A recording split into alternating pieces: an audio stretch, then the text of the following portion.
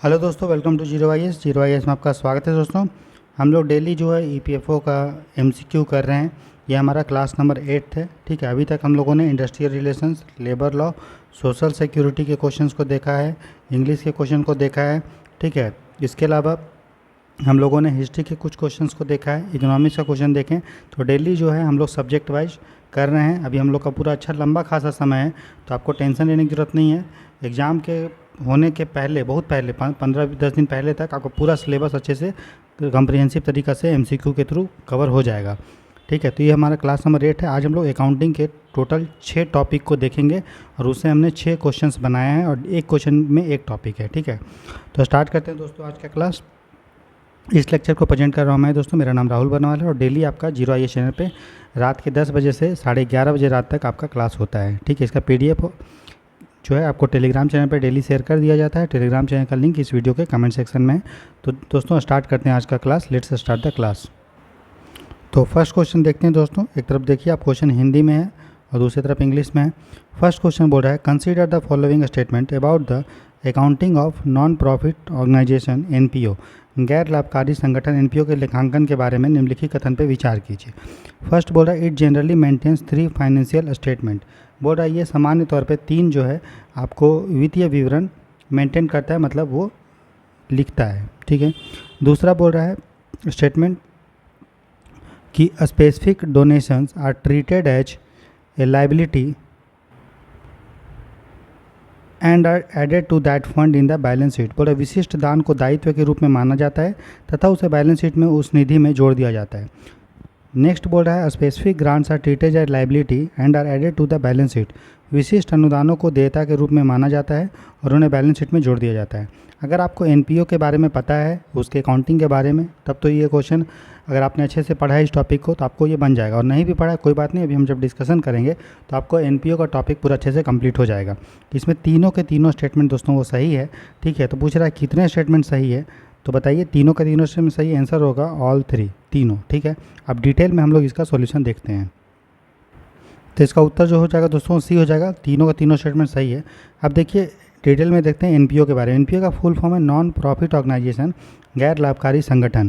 तो ठीक है, ये क्या होता है, ऐसा संगठन, ऐसा एंटिटी जो आपका सामाजिक, सोशल, कल्चरल, चैरिटेबल, आप हिंदी में ही पढ़ते रहिए, ठीक है, जैसे काम करते हैं। इनका ऑब्जेक्टिव जो होता है वो सोसाइटी को सर्विस देना होता है, सेवा करना होता है।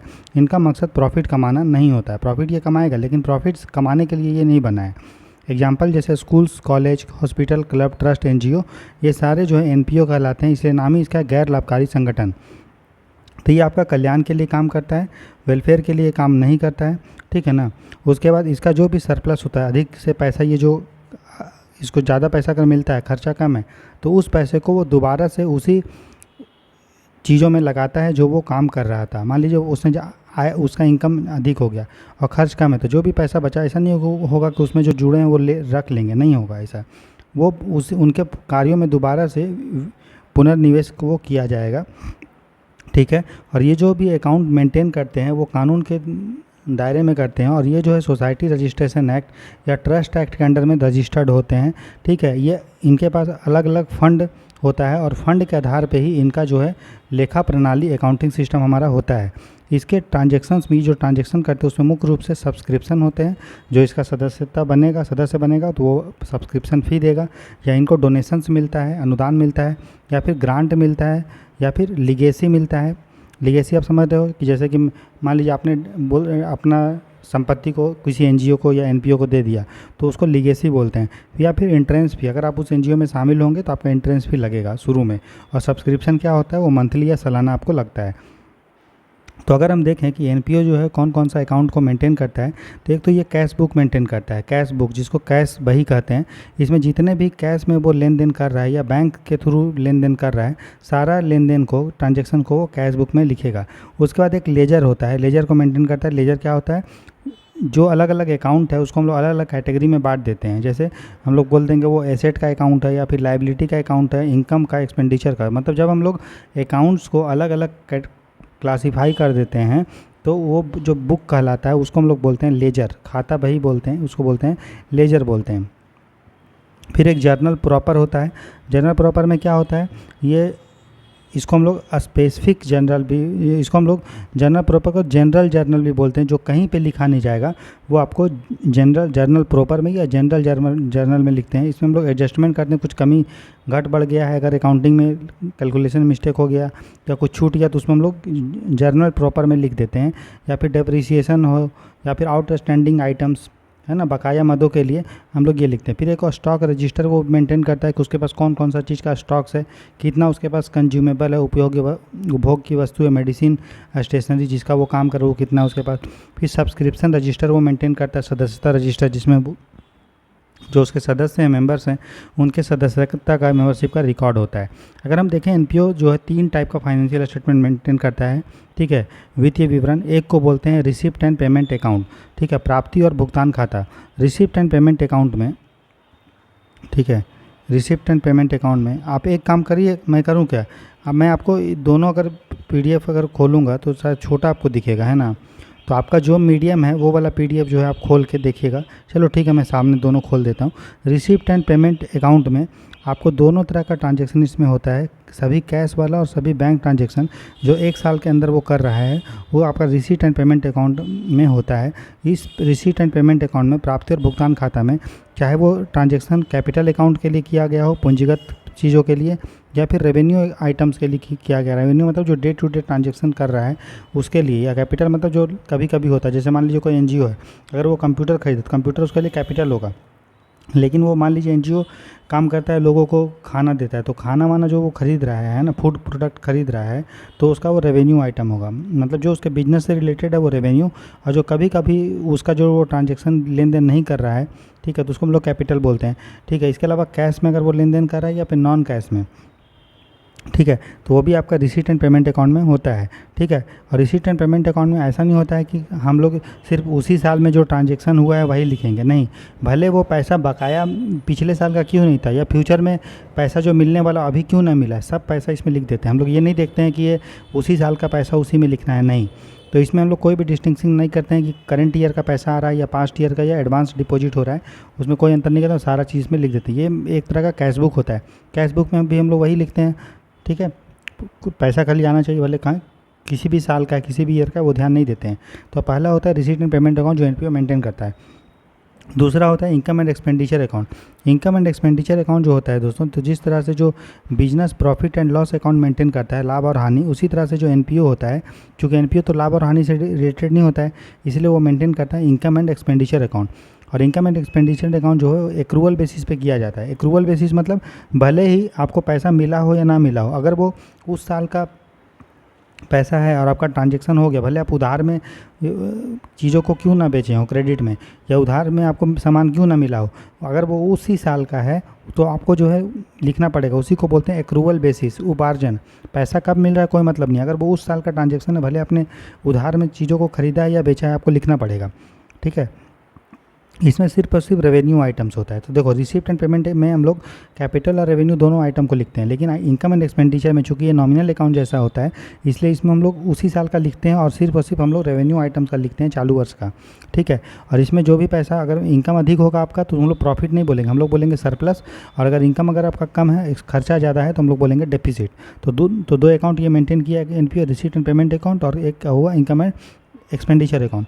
तीसरा अकाउंट जो एनपीए मेंटेन करता है उसको हम लोग बोलते हैं बैलेंस शीट। बैलेंस शीट जो है साल के अंत में बनाया जाता है, और बैलेंस शीट में हमको पता चलता है कि कोई भी बैलेंस शीट क्या बताता है, बैलेंस शीट से किसी भी इस्टेब्लिशमेंट का, चाहे वो एनपीओ हो या फिर प्रॉफिट मेकिंग हो, उसका एसेट पता चलता है, परिसंपत्ति उसके पास कितना है, लायबिलिटी मतलब कितना चीज़ उसको देना है, देनदारी कितना है, और कितना उसके पास कैपिटल है या जनरल फंड है, वो उसके बारे में क्या बैलेंस शीट में हमारा लिखा होता है। अगर जनरल फंड की बात करेंगे तो एक फार्मूला होता है, जनरल फंड बराबर होता है कैपिटल फंड प्लस सरप्लस या डेफिसिट। हमने देखा सरप्लस और डेफिसिट कहाँ से आता है, इनकम एंड एक्सपेंडिचर से। तो अगर सरप्लस हो रहा है तो जोड़ दीजिए, डेफिसिट हो रहा है तो घटा दीजिए, प्लस स्पेशल फंड, तो तीनों को जब जोड़ दोगे तो आपको मिलेगा जनरल फंड, ठीक है। तो ये तीन जो है हमारा एनपीओ मेंटेन करता है, ये हमने दिया था। रिसीट एंड पेमेंट अकाउंट करता है, इनकम एंड एक्सपेंडिचर और बैलेंस शीट, ठीक है। उसके बाद देखते हैं कि जब एनपीओ अलग अलग चीज़ों का ट्रांजैक्शन करता है, लेन देन करता है, तो उसका जो है उपचार कैसे करता है। उपचार का मतलब उसको ट्रीटमेंट, उसको मतलब बैलेंस शीट में उसको, या किसी अपना जो अकाउंट ये मेंटेन कर रहा है 3 अकाउंट, उसमें उसको किधर लिखते हैं, डेबिट लिखेगा, क्रेडिट लिखेगा, कैसा करेगा।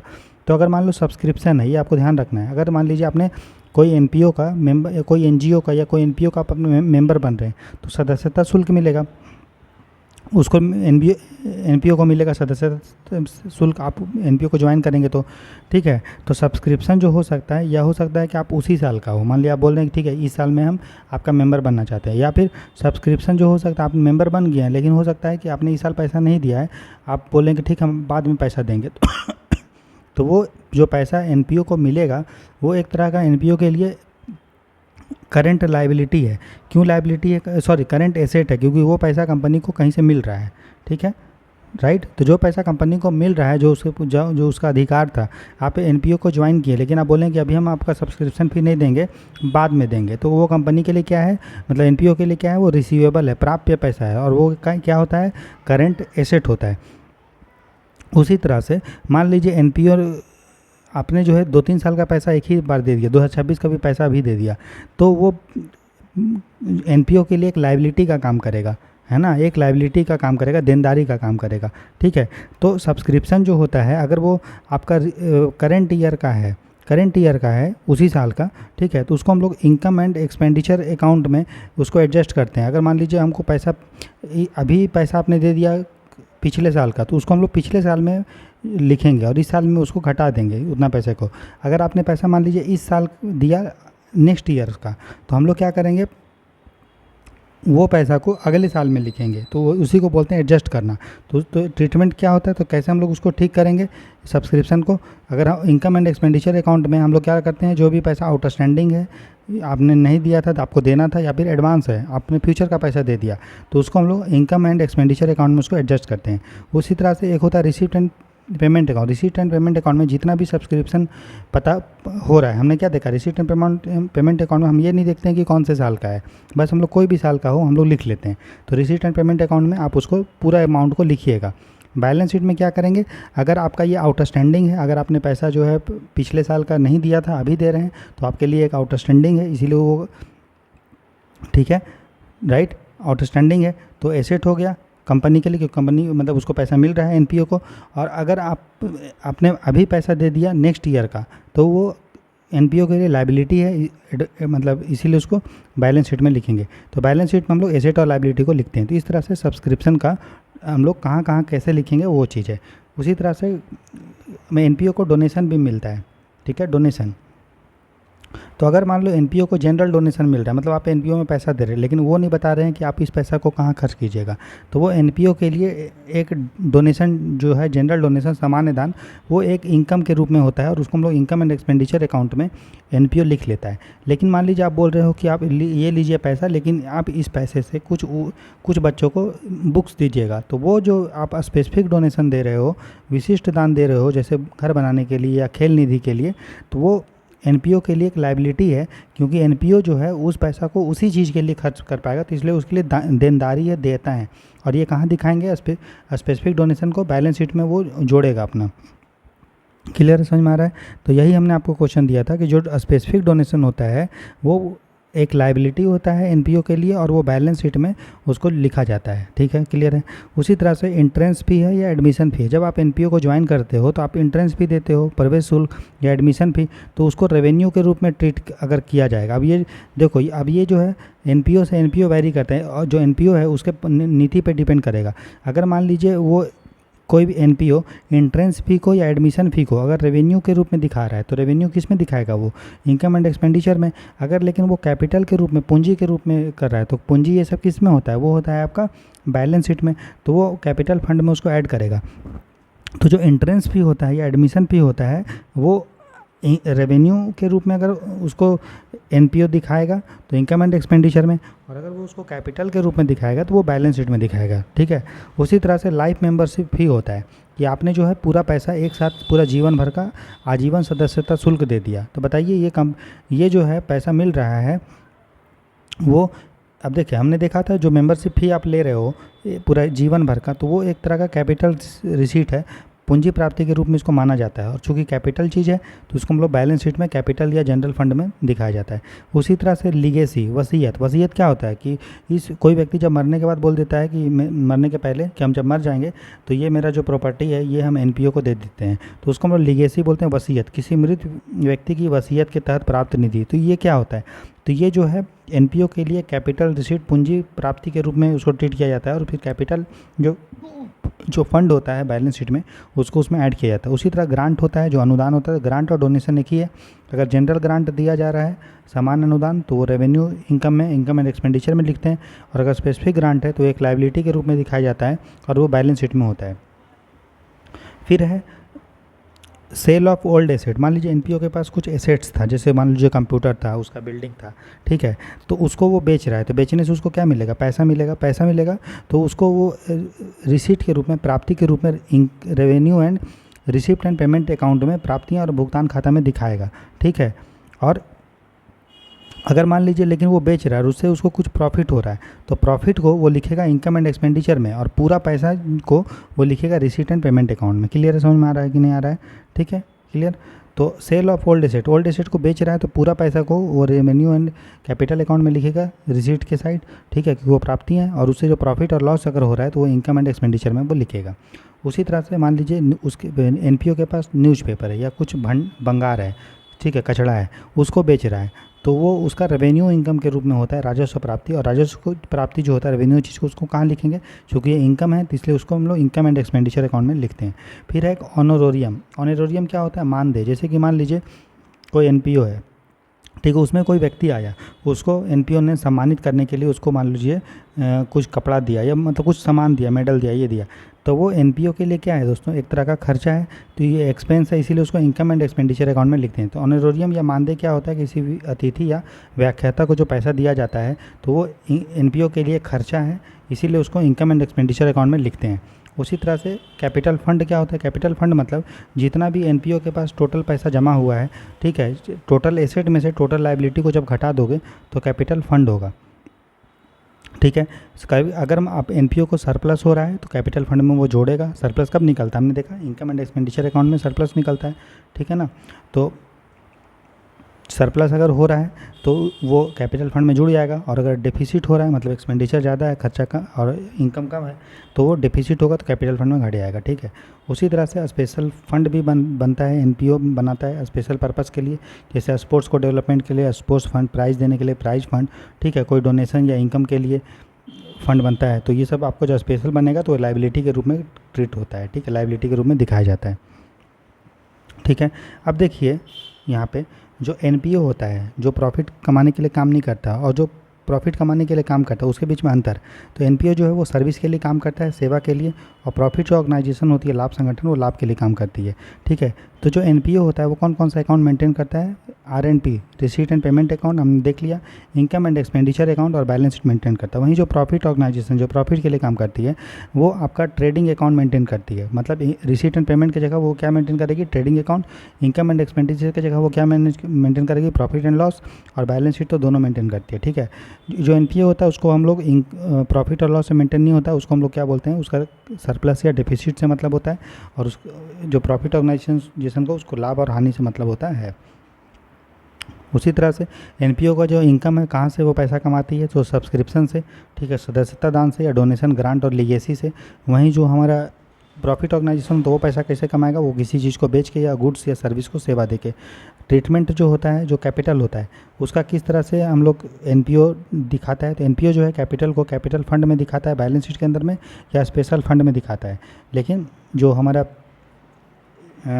प्रॉफिट ऑर्गेनाइजेशन होता है वो भी उसको कैपिटल अकाउंट में दिखाता है। देखो यहाँ कैपिटल फंड है, यहाँ कैपिटल अकाउंट है, और रिजर्व के रूप में वो दिखाता है, ठीक है। तो एनपीओ जो है इस तरह से अपना ट्रांजैक्शन करता है। सबसे पहले वो कैश बुक में या जर्नल में वो चीज़ों को लिखता है, फिर उसके आधार पे वो रिसीट एंड पेमेंट अकाउंट बनाता है, फिर एडजस्ट करता है आइटम को, फिर इनकम एंड एक्सपेंडिचर अकाउंट बनाता है, और लास्ट में बैलेंस शीट। तो इस तरह से एनपीओ काम करता है। सबसे पहले जो भी ट्रांजैक्शन है वो उसको नॉर्मल जर्नल में या कैश बुक में लिखेगा, फिर उसके बाद वो लेजर बनाता है रिसीट एंड पेमेंट अकाउंट के रूप में, उसके बाद आइटम को एडजस्ट करता है, इनकम एंड एक्सपेंडिचर अकाउंट बनाता है, और लास्ट में बैलेंस शीट बनता है। तो बैलेंस शीट हर कोई भी ऑर्गेनाइजेशन लास्ट में ही बनाता है, जिसमें वो capital fund, asset, liability, surplus, deficit को दिखाता है, ठीक है। तो इस तरह से एनपीओ का प्रोसेस फॉलो है, ट्रांजेक्शन हुआ, फिर बुक्स ऑन अकाउंट में cash book, journal, subscription register में लिखा, फिर उससे रिसीट एंड पेमेंट अकाउंट बनाया, उससे इनकम एंड एक्सपेंडिचर अमाउंट बनाया, फिर बैलेंस शीट हमारा बनाया। ठीक है, तो एनपीओ हमने क्या देखा, वो आपका trading profit and loss account नहीं बनाता है, उसके जगह वो बनाता है रिसीट एंड पेमेंट अकाउंट, उसके जगह वो बनाता है इनकम एंड एक्सपेंडिचर अकाउंट, और बैलेंस शीट हमारा बनाता है। जनरल डोनेशन जो होता है वो इनकम होता है, और अगर स्पेशल डोनेशन हो रहा है, स्पेसिफिक डोनेशन, तो वो हमारा लाइबिलिटी के रूप में होता है। इंट्रेंस फी है या लाइफ मेंबरशिप फी है या लीगेसी है, वो कैपिटल रिसीट होता है जब तक जैसा पॉलिसी रहेगा। ठीक है, और जो सरप्लस होता है उसको हम लोग कैपिटल फंड में जोड़ देते हैं, और अगर डेफिसिट आता है तो उसको घटा देते हैं। और एनपीए जो होता है वो फंड बेस्ड अकाउंटिंग, हमने देखा कि अलग अलग फंड होता है, तो जो इसका आधार होता है एनपीओ का अकाउंटिंग करने का, वो फंड के आधार पे, निधि के आधार पे लेखांकन करता है। क्लियर है? अब एनपीओ से इससे बाहर आपको एक भी क्वेश्चन नहीं पूछेगा दोस्तों। ठीक है, अब हम लोग आगे देखते हैं question number second. Question number second दोस्तों बोला, consider the following statement about the general accounting principle and their practical applications. बोल रहा है सामान्य लेखांकन सिद्धांतों और उनके व्यवहारिक अनुप्रयोगों के बारे में निम्नलिखित कथन पे विचार कीजिए। पहला बोल रहा है गोइंग कंसर्न प्रिंसिपल, ये एक अकाउंटिंग प्रिंसिपल है। बोल रहा है, इसमें बोल रहा है कि every transaction has to aspect debit and credit, मतलब एक तरफ प्रिंसिपल दिया हुआ है, उसका ये एप्लीकेशन दिया और मैच करने पूछा हुआ है। ठीक है ना, बोल रहा है कि गोइंग कंसर्न सिद्धांत के अकॉर्डिंग ही प्रत्येक लेन देन को दो पहलू होता है, डेबिट और क्रेडिट। फिर बोल रहा है अकाउंटिंग पीरियड प्रिंसिपल के अनुसार liability and asset into current and non current. ठीक है, इस बोल रहा है लेखांकन अवधि सिद्धांत के अनुसार देयता और परिसंपत्तियों को चालू और गैर चालू में विभाजित हम लोग करते हैं। फिर एक्रूअल प्रिंसिपल बोल रहा है transaction are recorded when we receive the cash not when the transaction happen. बोल रहा है उपार्जन सिद्धांत के अनुसार लेन देन तब दर्ज किए जाते हैं जब हम नकदी प्राप्त करते हैं, ना कि जब लेन देन होता है। ठीक है, तो ये जनरल अकाउंटिंग प्रिंसिपल दोस्तों टोटल 15-20 है। ठीक है, और उसमें मॉडर्न वाला भी हम देखेंगे। तो अगर आपको पता है तो ठीक है, कोई बात नहीं, अगर नहीं पता है तो हम लोग अभी डिटेल में जब डिस्कशन करेंगे तो आपको पता चल जाएगा। तो जनरल अकाउंटिंग प्रिंसिपल का अगर आप देखिएगा तो तीनों का तीनों स्टेटमेंट जो है वो हमारा गलत है। आंसर जो होगा, ठीक है, कितने बोला, कितने स्टेटमेंट करेक्ट है, कोई भी करेक्ट नहीं है, आंसर होगा डी दोस्तों। देखो गोइंग कंसर्न प्रिंसिपल ये बोलता है, आगे हम डिटेल में देख लेते हैं। ठीक है ना, ठीक है, तो पहला स्टेटमेंट भी गलत है, दूसरा भी गलत, तीसरा भी गलत। क्यों गलत है डिटेल में देखिए। तो जनरल अकाउंटिंग प्रिंसिपल जो है इसमें हम लोग दोनों पढ़ेंगे, एक तो ट्रेडिशनल चीज़ प्रिंसिपल, ट्रेडिशनल सिद्धांत पारंपरिक, और मॉडर्न जो प्रिंसिपल है, दोनों को कवर करते हुए हम लोग करेंगे। पहला है बिजनेस एंटिटी प्रिंसिपल। देखो जब अकाउंटिंग किया जाता है, ये प्रिंसिपल मतलब सिद्धांत, जब ये अकाउंटिंग किया जाएगा तो इन सिद्धांतों का, इन प्रिंसिपलों का ध्यान रख के अकाउंटिंग जो है वो किया जाता है। तो फर्स्ट बोल रहा है बिजनेस एंटिटी प्रिंसिपल, व्यवसायिक इकाई सिद्धांत। ये दोस्तों ये बोलता है कि जब हम लोग अकाउंटिंग करेंगे तो हम लोग इस चीज़ का ध्यान रखेंगे, तो जो उसका ओनर है, ठीक है, जो उसका ओनर है वो अलग है और बिजनेस अलग है। मतलब अगर हम अकाउंटिंग कर रहे हैं रिलायंस इंडस्ट्री का, तो हम लोग ट्रीट करेंगे कि मुकेश अंबानी अलग हैं और रिलायंस कंपनी दोनों अलग है। उसको बोलते हैं बिजनेस एंटिटी प्रिंसिपल। और इसी प्रिंसिपल के आधार पे हम लोग जो है अलग अलग अकाउंट जो है मेंटेन करते हैं, जिसका जो पैसा कैपिटल के रूप में, जो पैसा मतलब ये जो ओनर्स है, बिजनेस का जो मालिक है, वो कंपनी में जो डाल रहा है, वो कंपनी के लिए लाइबिलिटी है, क्योंकि कंपनी को वो पैसा वापस करना पड़ेगा जब ओनर डिमांड करेगा। ठीक है, और वहीं तो उसको हम लोग क्या बोलते हैं, कैपिटल बोलते हैं। ओनर, कंपनी का मालिक बिजनेस में जो पैसा डालता है वो कंपनी के लिए लाइबिलिटी है, देता है ना, दायित्व है वापस करने का। ठीक है, और अगर जो भी पैसा उसने कंपनी में लगाया है वो पैसा अगर थोड़ा सा निकाल लेगा तो उतना पैसा आप कंपनी को कम देना पड़ेगा फ्यूचर में। ठीक है, क्लियर। तो वो क्या होता है, ड्राइंग। तो जब भी ओनर जो है पैसा कंपनी में डालता है, वो कंपनी के लिए क्या है, लाइबिलिटी है, उतना पैसा उसको देना पड़ेगा। और ओनर अगर उस पैसा से कुछ पैसा अपना निकाल लेता है तो उतना पैसा कंपनी को कम देना पड़ेगा, जिसको ड्राइंग बोलते हैं। ठीक है, आहरण बोलते हैं। क्लियर। तो ऐसा जो हम ट्रीट कर रहे हैं कि बिजनेस अलग है और हमारा जो उसका मालिक अलग है, वो किस सिद्धांत के आधार पे, वो है आपका बिजनेस एंटिटी प्रिंसिपल, जो ये बोलता है कि व्यवसाय अलग है और उसके मालिक जो है अलग है। ठीक है, ये चीज़ है। उसके बाद दूसरा प्रिंसिपल है going concern principle. Going concern मतलब यहाँ समझिए बिजनेस। तो बिजनेस जो है चलता रहेगा लंबे समय तक। अकाउंटिंग जब भी किया जाता है तो ये बात मान के किया जाता है, ये नहीं सोचा जाता है कि बिज़नेस बंद हो जाएगा। हम लोग ये मान के चलते हैं कि बिज़नेस जो है लंबा समय तक चलेगा।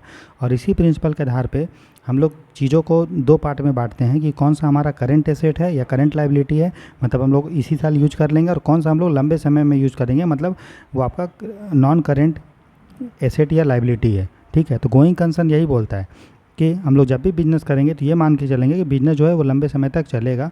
ठीक है, राइट, समझ में आ रहा है।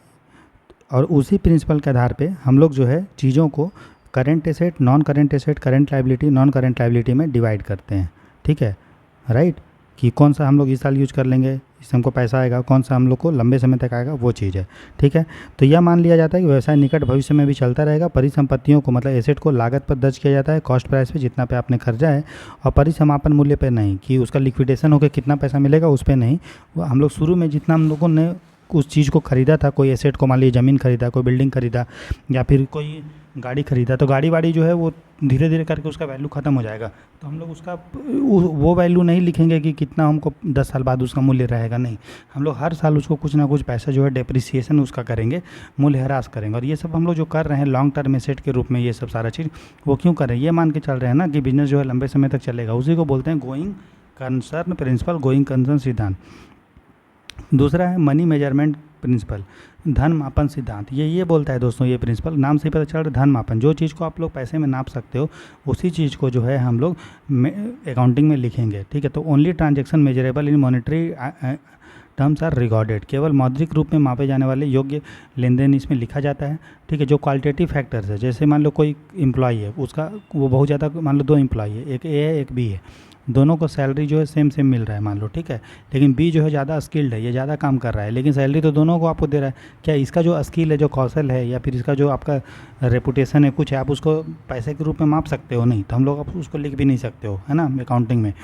तो वही बोलता है मनी मेजरमेंट कॉन्सेप्ट, जो बोलता है क्वालिटेटिव फैक्टर्स, जो गुणात्मक कारक है, जैसे कर्मचारी का कौशल हो गया, उसका ब्रांड रेपुटेशन हो गया कंपनी का, उसको आप दर्ज नहीं कर सकते हो, है ना, ये चीज़ है, उसको हम लोग बोलते हैं मनी मेजरमेंट कॉन्सेप्ट। फिर नेक्स्ट होता है कॉस्ट प्रिंसिपल, जो हिस्टोरिकल कॉस्ट, लागत सिद्धांत या ऐतिहासिक लागत अवधारणा। ये बोलता है दोस्तों कि जो आपने जो सामान जितने रेट पे ख़रीदा है, कोई भी एसेट को जितने रेट पे ख़रीदा है, तो आप उसको उसी में लिखोगे।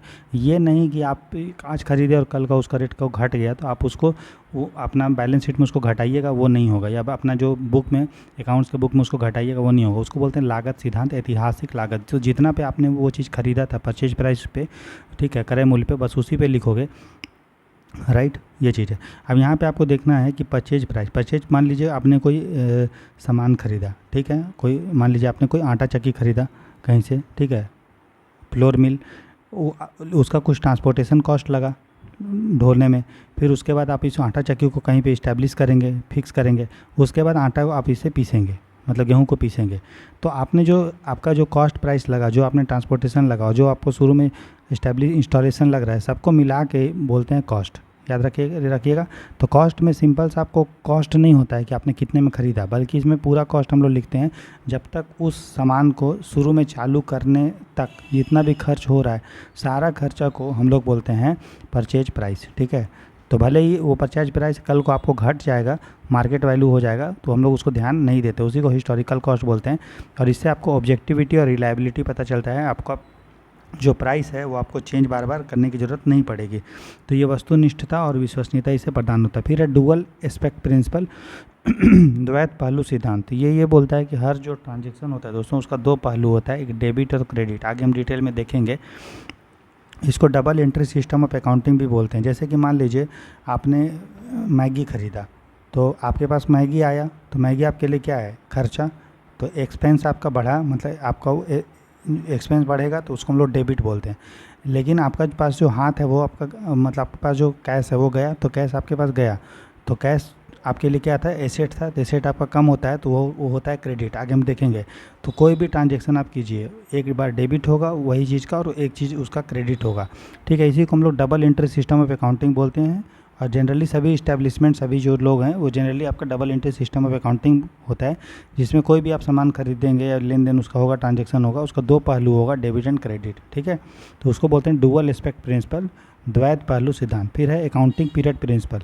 अकाउंटिंग पीरियड ये बोलता है दोस्तों कि हम लोग जो बैलेंस शीट बनाते हैं या फिर profit and loss, income statement, ये सब बनाते हैं, ऐसा नहीं होगा कि उसको 15-20 साल में एक बार बनाएंगे, नहीं। हम लोग पूरा जितना उसका बिजनेस का जो टाइम होता है, उसको छोटे छोटे पीरियड में हम लोग डिवाइड कर देते हैं, मंथली बेसिस पे या क्वार्टरली या एनुअली बेसिस पे, और उसमें हम लोग profit and loss accounting, balance sheet और ये सब बनाते हैं, उसी को अकाउंटिंग पीरियड बोलते हैं। ठीक है, और फिर हम लोग अलग अलग पीरियड में जो हमारा प्रॉफिट एंड लॉस ये सब बना है, तो उसके अनुसार जो है कंपेयर करना आसान हो जाता है।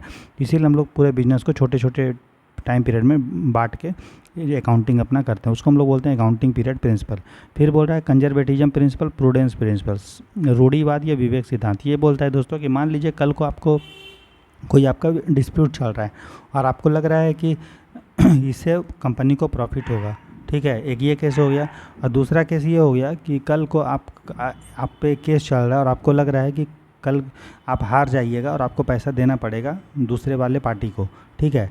तो कंजर्वेटिज्म प्रूडेंस प्रिंसिपल ये बोलता है कि जब आपको लग रहा है कि फ्यूचर में लॉस होगा आपका, तो उस लॉस को आप पहले ही मान के काम की अकाउंटिंग कीजिए, ठीक है। और अगर आपको लग रहा है कि कल को हमको प्रॉफिट होगा तो प्रॉफिट को आप इग्नोर कर दीजिए। तो इसी को बोलते हैं कंजर्वेटिज्म, रूढ़िवादी सिद्धांत या विवेक सिद्धांत, जो बोलता है डू नॉट एंटिसिपेट प्रॉफिट्स, लाभ की आशा मत करो, but provide for all possible loss, बल्कि सभी संभावित नुकसानों का प्रबंध करो, ठीक है। फिर recognise expenses and liability as soon as possible, जितना भी आपका खर्चा है, ठीक है, उसको जल्दी से जल्दी देनदारी को पहचान करो। लेकिन आप रेवेन्यू जो आपको पैसा मिल रहा है वो तभी लिखिए जब आप पूरी तरह से सर्टेन हो। राजस्व का रिकॉर्ड तभी रखो जब वो निश्चित हो। इसी को बोलते हैं कंजर्वेटिज्म प्रूडेंस प्रिंसिपल। मतलब हानि होने वाला है उसको लिए पूरा प्रबंध करो, मैनेज करो। लेकिन अगर लाभ होने वाला है तो जब तक आपको पैसा हाथ में मिल नहीं जा रहा है, ट्रांजेक्शन हो नहीं जा रहा है, तब तक उसको मत लिखिए। उसको बोलते हैं कंजर्वेटिज्म प्रिंसिपल, ठीक है। इससे क्या होता है, financial statement are not overstated, ये सुनिश्चित करता है कि वित्तीय विवरण अतिरंजित मतलब बहुत ज़्यादा ओवर स्टेटेड ना हो। नेक्स्ट हमारा है रेवेन्यू रिकॉग्निशन या रियलाइजेशन प्रिंसिपल, ठीक है, राजस्व मान्यता प्राप्ति सिद्धांत। ये बोलता है दोस्तों कि रेवेन्यू रिकॉग्नाइज करो when it is earned and reliable, not necessary when cash is received.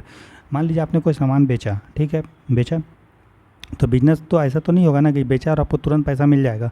पैसा मिल रहा है, आपको ये पता है मिल जाएगा पैसा, हमें उधार में बेचा है। तो ये बोलता है रेवेन्यू रिकॉग्निशन कॉन्सेप्ट कि जब आपने ट्रांजैक्शन कर दिया, भले ही आपको पैसा मिला या कैश मिला या मत नहीं मिला, आप उसको लिख लीजिए। उसको रेवेन्यू रिकॉग्निशन कॉन्सेप्ट बोलते हैं। राजस्व की पहचान तब की जाती है जब वह अर्जित या प्राप्त किया जा सकता है। ज़रूरी नहीं कि आपको नकदी प्राप्त होने पर, जैसे आप उधार में बेचे हैं तो आप उसमें लिख लीजिए तुरंत से। ये नहीं कि आप उसको इसको एक्रूवल मेथड भी बोलते हैं, ठीक है। तो हमारा जो 8 है रेवेन्यू रिकॉग्निशन और जो एक्रूवल है दोनों सेम है, ठीक है। उसके बाद मैचिंग प्रिंसिपल। मैचिंग प्रिंसिपल दोस्तों ये बोलता है कि जिस साल का आप अकाउंटिंग पीरियड कर रहे हो तो उसके लिए आपको जितना खर्चा हो रहा है और उसी के लिए जितना रेवेन्यू हो रहा है, दोनों को मैच करना है। उसी को हम लोग मैचिंग प्रिंसिपल बोलते हैं। और मैचिंग प्रिंसिपल पे ही एक्रूवल अकाउंटिंग बेस्ड होता है। मैचिंग प्रिंसिपल पे ही एक जो हमारा एक्रूवल अकाउंटिंग है, रेवेन्यू रिकॉग्निशन, वो इस पे बेस्ड होता है। कहने का मतलब ये है कि मान लो हमने क्या देखा पहले कि जो हमारा रिसिप्ट एंड पेमेंट अकाउंट था, उसमें क्या देखें कि भाई पैसा कोई भी साल का हो वो रख ले रहा है। लेकिन इनकम एंड एक्सपेंडिचर में हमने क्या देखा कि बस ये उसी साल का दिख रहा है। तो बस ये वही चीज़ है, जो साल का आपको पैसा जिसके लिए मिल रहा है। जैसे कि मान लीजिए आपका काम है मैगी बेचना, आपका मैगी का बिजनेस है। मैगी मान लीजिए आपने बेचा, ठीक है, लेकिन कुछ पैसा आपको जो पिछले साल का मिला, तो ये पैसा को आप अगर हम जब अकाउंटिंग हम मैच करेंगे, मान लीजिए हम निकाल रहे हैं कि इस साल हमको कितना प्रॉफिट हो रहा है, तो उसके लिए हम कितना पैसा अर्न कर रहे हैं, और मैगी के लिए हमको कितना पैसा खर्च हो रहा है, एक्सपेंस। तो जब हमारा एक्सपेंसेस और अर्निंग हम देखेंगे इस साल का, तो मान लीजिए हमको पिछले साल का जो कुछ पैसा मिला था तो वो हम अपने अर्निंग में नहीं दिखाएंगे क्योंकि वो पिछले साल का है। तो जब भी हम लोग कोई प्रॉफिट एंड लॉस या कुछ निकाल रहे हैं, तो जो साल का हमको खर्च हुआ है, एक्सपेंस हुआ है, उसी के रिस्पेक्ट में कितना हमको अर्निंग हुआ है वो हम लोग मैच करेंगे, ठीक है। तभी हमको एग्जैक्ट जो है एक्यूरेसी के साथ पता चलेगा, ठीक है। उसको मैचिंग प्रिंसिपल बोलते हैं, जो ये बोलता है कि व्यय को उसी अवधि में दर्ज किया जाना चाहिए, एक्सपेंस को उसी साल में लिखा जाना चाहिए जिसमें उससे राजस्व प्राप्त, जिससे उससे हमको रेवेन्यू मिला हुआ है। और यही आपका एक्रूवल अकाउंटिंग का आधार होता है, ठीक है। एग्जांपल क्या है, depreciation on machinery matched against revenue earned from its use. कोई भी मशीन का जो हम लोग डिप्रिसिएट करते हैं, मूल्य ह्रास करते हैं, तो हम लोग उसी साल के रिस्पेक्ट में ये देखते हैं कि उस साल हम लोग जिस साल हम लोग डिप्रिसिएट किए हैं, मशीन का मूल्य को कम किया, उसी साल हमको उस मशीन से कितना जो है पैसा हमको मिला, ठीक है। जैसे कि मान लीजिए आपको आटा चक्की है आपके पास, जो आप गेहूं को पीस के आटा बना रहे हो, तो जब हम देखेंगे कि इस साल हमारा जो चक्की चलेगा तो मशीन ख़राब भी होगा, घिसेगा भी। तो अगर हम देख रहे हैं कि इस साल हमको कितना हमने उस मशीन से कमाया, आटा चक्की से, तो हम देखेंगे कि जो मशीन डिप्रिसिएट किया है वो इस साल आटा के पीसने से, गेहूँ के पीसने से कितना डिप्रिसिएट, उसका मूल्य मतलब मशीन ख़राब हुआ है, ठीक है, इसी साल, है ना। तो उसको बोलते हैं। बाकी एक रूल हमने देख लिया। फिर एक है कंसिस्टेंसी प्रिंसिपल। कंसिस्टेंसी प्रिंसिपल दोस्तों ये बोलता है कि जो भी आप अकाउंटिंग मेथड यूज कर रहे हो और जो भी पॉलिसी यूज कर रहे हो, ऐसा नहीं होगा कि इस साल आप कोई और मेथड यूज कीजिए अकाउंटिंग के लिए और अगले साल कुछ और कीजिए। नहीं, आपका कंसिस्टेंसी, आपको संगति जो है मेंटेन करना पड़ेगा, ठीक है। इससे क्या होगा, कंपेयर करना जो है अलग अलग पीरियड में जो हम फाइनेंशियल डेटा है उसको कंपेयर करना आसान हो जाएगा, क्योंकि आपका पॉलिसी और मेथड जो है वो अलग है। और अगर मान लीजिए आप, ऐसा नहीं है कि आप चेंज नहीं कर सकते हो, अगर आपको मान लीजिए सरकार ने कोई पॉलिसी लेके आया, या फिर आपको लग रहा है कि नहीं अगर हम इस तरह से अकाउंटिंग अगर अपना करेंगे तो हमको ज़्यादा अच्छा जो है आपका बैलेंस शीट ये सब अच्छा बनेगा और अच्छी तरीक़ा से, मतलब कोई धोखाधड़ी करके नहीं। तो चेंजेज करना है तो कर लीजिए, लेकिन उसको बताना पड़ेगा कि भाई हम ये चेंज क्यों कर रहे हैं। उसको बोलते हैं कंसिस्टेंसी प्रिंसिपल। फिर होता है मटेरियलिटी प्रिंसिपल। मटेरियलिटी प्रिंसिपल मतलब सिर्फ जो मटेरियल जो सिग्निफिकेंट चीज़ है जो आपके बिजनेस से रिलेटेड है उसी को लिखना चाहिए, बाकी चीज़ डिस्क्लोज कर देना चाहिए। जैसे कि मान लीजिए आपका बिजनेस है मैगी बनाने का, बहुत बड़ा बिजनेस है।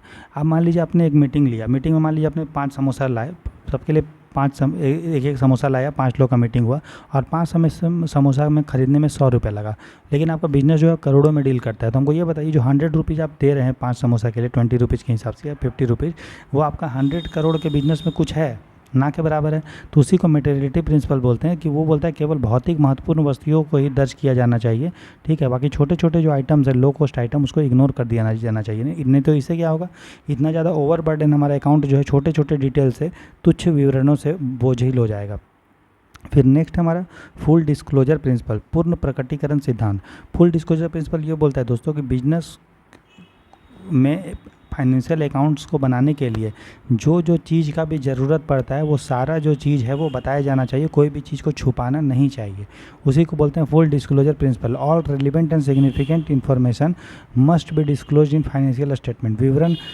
वित्तीय विवरणों में सभी प्रासंगिक और महत्वपूर्ण जानकारी का खुलासा किया जाना चाहिए हितधारक को। ठीक है, इससे क्या होगा, जो स्टेक होल्डर है, जो इन्वेस्टर है, जो क्रेडिटर है, जो गवर्नमेंट है, उसको पूरा अच्छे से जो है पता चलेगा कि उस कंपनी का एक्चुअल में फाइनेंशियल पोजीशन और प्रॉफिट एंड लॉस ये सारा चीज़ कैसा है। नहीं तो कोई चीज़ छुपाएगा तो सरकार को भी पता नहीं चलेगा, इन्वेस्टर को भी नहीं, और वहाँ जो काम करें उसको भी नहीं पता चलेगा। फिर इसीलिए notes to account are use for additional disclosure. इसीलिए जब आप अकाउंटिंग बना लिया जाता है तो यहाँ पे वो लोग नीचे में नोट्स टू अकाउंट लिखते हैं, छोटा छोटा चीज़ को, ताकि पूरा अच्छे से सारा चीज़ बताए, उसको नोट्स टू अकाउंट बोलते हैं। ठीक है, तो इसके लिए खातों पर नोट्स का उपयोग किया जाता है ताकि अतिरिक्त प्रकटीकरण के लिए, डिस्क्लोजर के लिए। फिर एक है हमारा ऑब्जेक्टिविटी प्रिंसिपल। ऑब्जेक्टिविटी प्रिंसिपल ये बोलता है दोस्तों कि कोई भी चीज़ जब वो अकाउंटिंग किया जाएगा, कोई भी चीज़ मान लो लिखा जाएगा तो ऐसे हवा में नहीं लिख दिया जाएगा। कोई भी बिल के प्रूफ पे, कोई रसीद के प्रूफ पे, रिसीट के प्रूफ पे, उसके आधार पे लिखा जाएगा, ताकि बायस ना रहे, पूर्वाग्रह ना रहे और अपना पर्सनल जजमेंट ना रहे। ठीक है, उसको ऑब्जेक्टिविटी प्रिंसिपल, वस्तुनिष्ठता सिद्धांत बोलते हैं। Financial statement should be based on verifiable evidence. इसे प्रिवेंट होता है बायस, गेस वर्क या personal judgement from influencing records. तो वित्तीय विवरण सत्यापन योग्य साक्ष्य पर आधारित होना चाहिए। पूर्वाग्रह, अनुमान या व्यक्तिगत निर्णय को रिकॉर्ड को प्रभावित करने से ऐसा रोकता है। एग्जाम्पल है कि purchase invoice as proof for asset cost. तो परिसंपत्ति लागत के प्रमाण के रूप में जो आपको चालान मिला, जो आपको बिल मिला, वो उसके आधार पर आप कीजिएगा। फिर नेक्स्ट हमारा है टाइम पीरियड या पीरियोडिसिटी कॉन्सेप्ट। ये आपका जो हमने देखा ना अकाउंटिंग पीरियड कॉन्सेप्ट, वो यही बोलता है कि पूरे बिजनेस को छोटे छोटे पार्ट में हम लोग बांट के करते हैं, इससे हमको रिपोर्ट बनाने में मदद होता है। तो हमारा जो अकाउंटिंग पीरियड कॉन्सेप्ट है और हमारा जो टाइम पीरियड कॉन्सेप्ट है दोनों एक ही है। फिर एक रियलाइजेशन कॉन्सेप्ट हमने देखा ना, जो रेवेन्यू रिकॉग्निशन कॉन्सेप्ट और जो रेवेन्यू रियलाइजेशन कॉन्सेप्ट, दोनों जो है वो एक ही है आपका। ठीक है, इसमें कोई भी डाउट नहीं है। उसके बाद substance over the form principle. Substance over the form principle भी दोस्तों यही है जो हमने ये आपको देखा, जो मटेरियलिटी की जो कॉन्सेप्ट है। ठीक है, और हमारा जो सब्सटेंस ओवर द फॉर्म, ये आपको भी वही चीज़ है।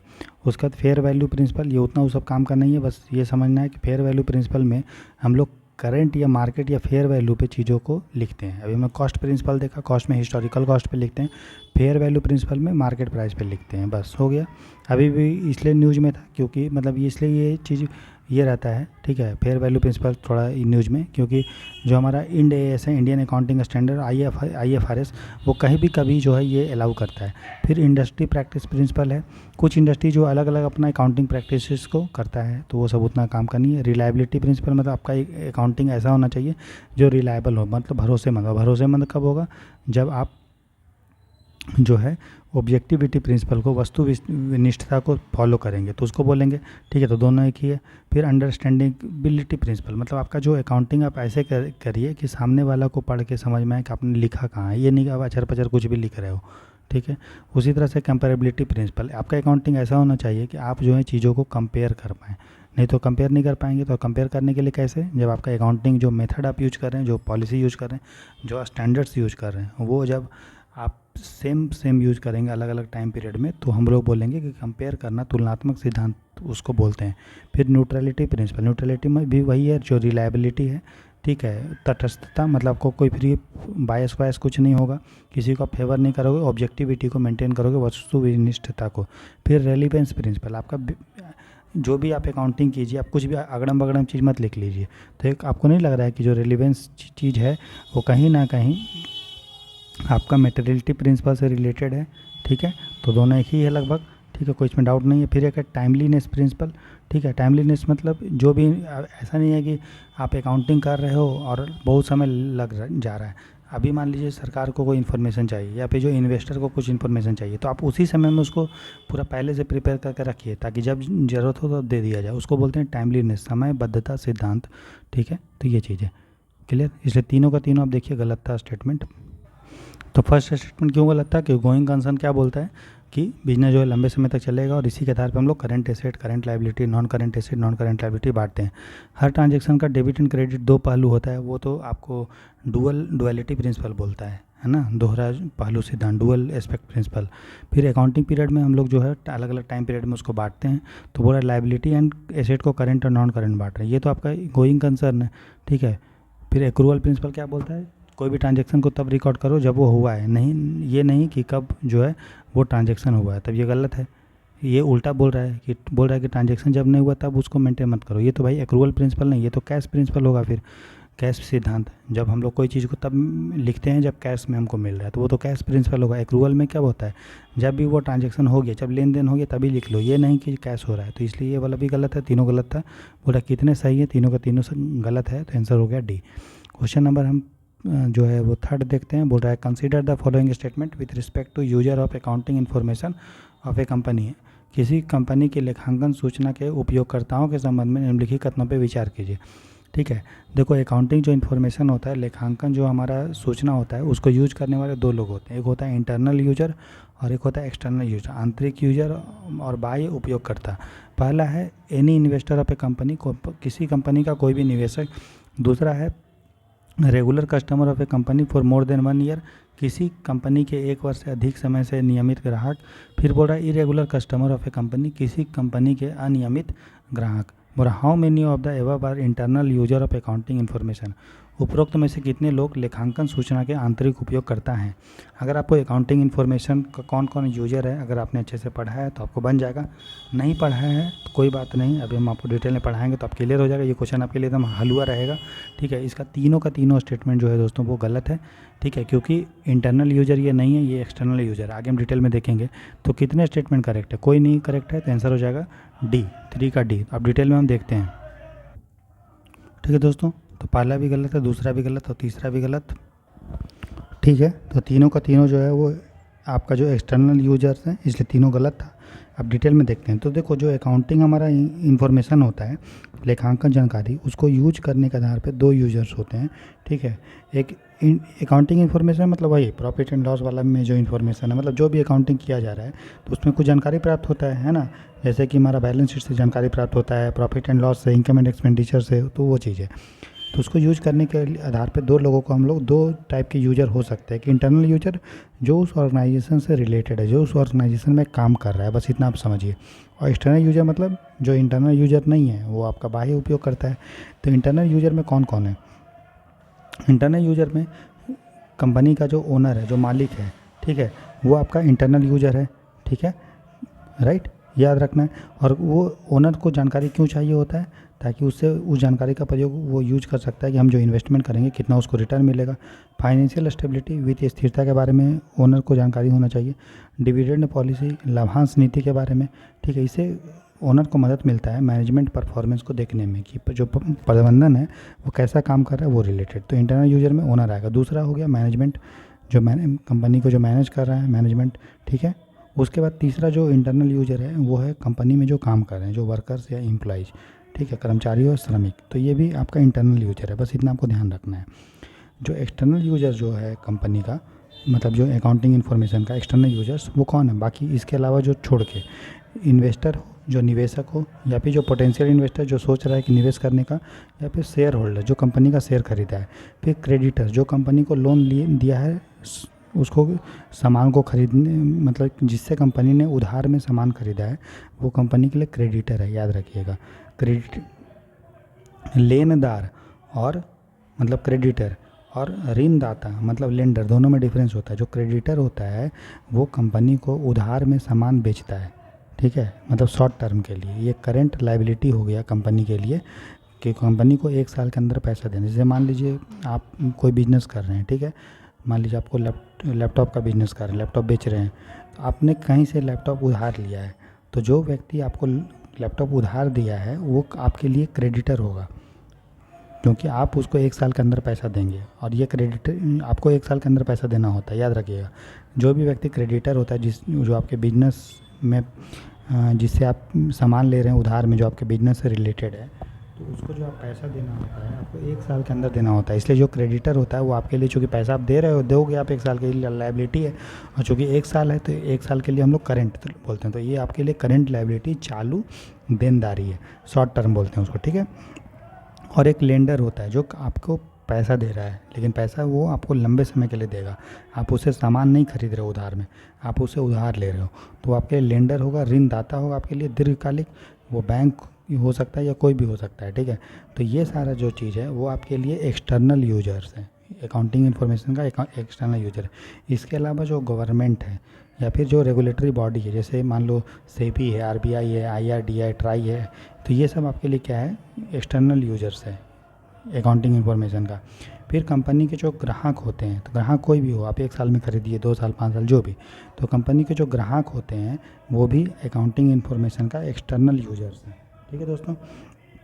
फिर जो पब्लिक या सोसाइटी होता है, जो समाज है या जो पब्लिक है, वो भी अकाउंटिंग इन्फॉर्मेशन का एक्सटर्नल यूजर्स है। जो कॉम्पिटिटर्स है, जो आपका प्रतिस्पर्धा है, प्रतिस्पर्धी है, जिस जो कंपनी से आपको कंपटीशन है, वो भी आपका एक्सटर्नल यूजर्स है। उसके अलावा जो आप रिसर्चर्स हैं, जो किसी कंपनी का रिसर्च करते हैं या एनालिसिस करते हैं, एनालिस्ट, वो भी एक्सटर्नल यूजर्स हैं, ठीक है। क्लियर है, समझ में आ रहा है आपको कि नहीं आ रहा है।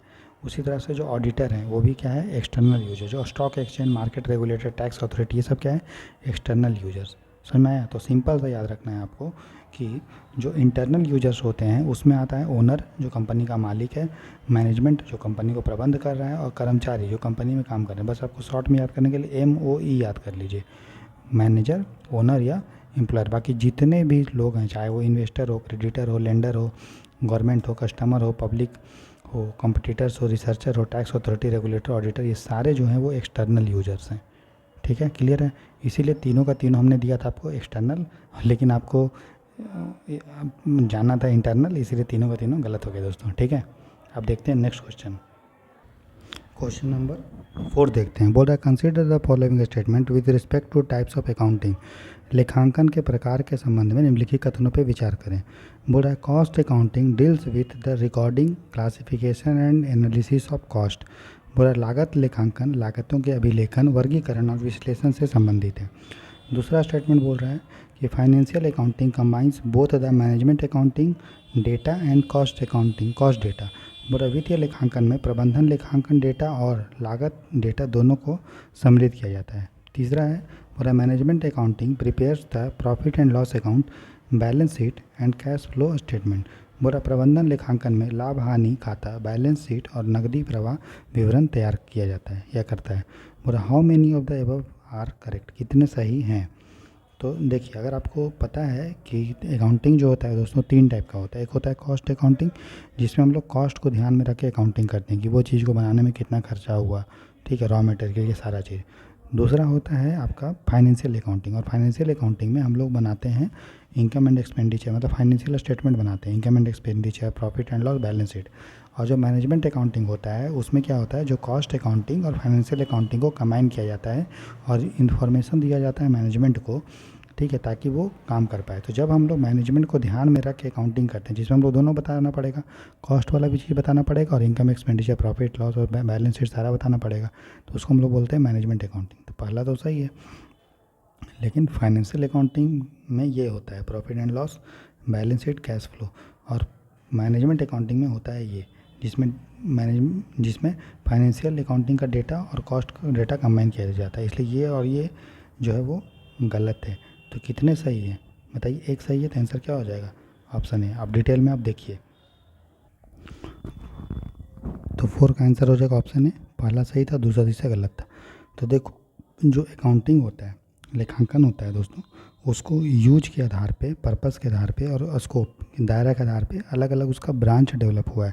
पहला है फाइनेंशियल अकाउंटिंग, वित्तीय लेखांकन। वित्तीय लेखांकन में जो हम लोग क्या करते हैं, जो फाइनेंशियल ट्रांजैक्शन होता है उसका रिपोर्ट बनाते हैं, उसको समरी करते हैं और उसको रिकॉर्ड करते हैं।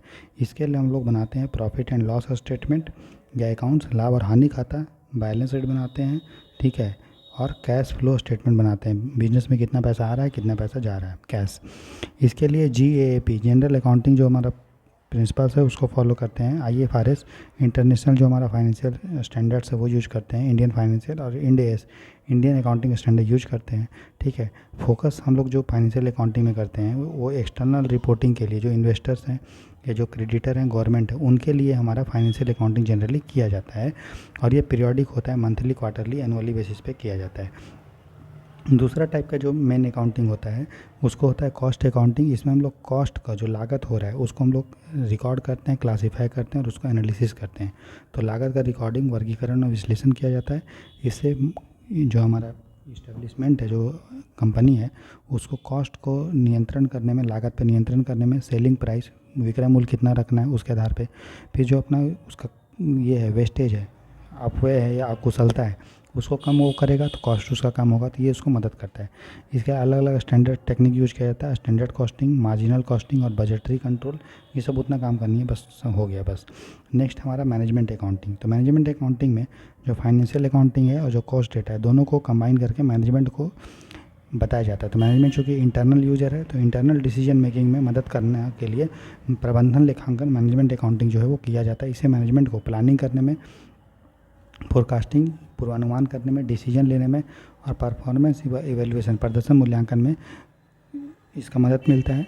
और मैनेजमेंट अकाउंटिंग थोड़ा फ्लेक्सिबल होता है। ये आपका जो GAAP है, जनरल अकाउंटिंग जो प्रोसीजर्स है, प्रोसेस है, प्रिंसिपल्स है, उसको फॉलो नहीं किया जाता है इसमें, है ना। फिर एक है टैक्स अकाउंटिंग। जब हम लोग अकाउंटिंग इस रिस्पेक्ट में करते हैं, ये चीज़ को ध्यान में रखें कि जो टैक्स का लॉ है, जो कर का कानून है, उसको पालन करने के लिए, तो उसको टैक्स अकाउंटिंग बोलते हैं। इसमें डायरेक्ट टैक्स, इनडायरेक्ट टैक्स, ये सारा चीज़ को देखते हैं।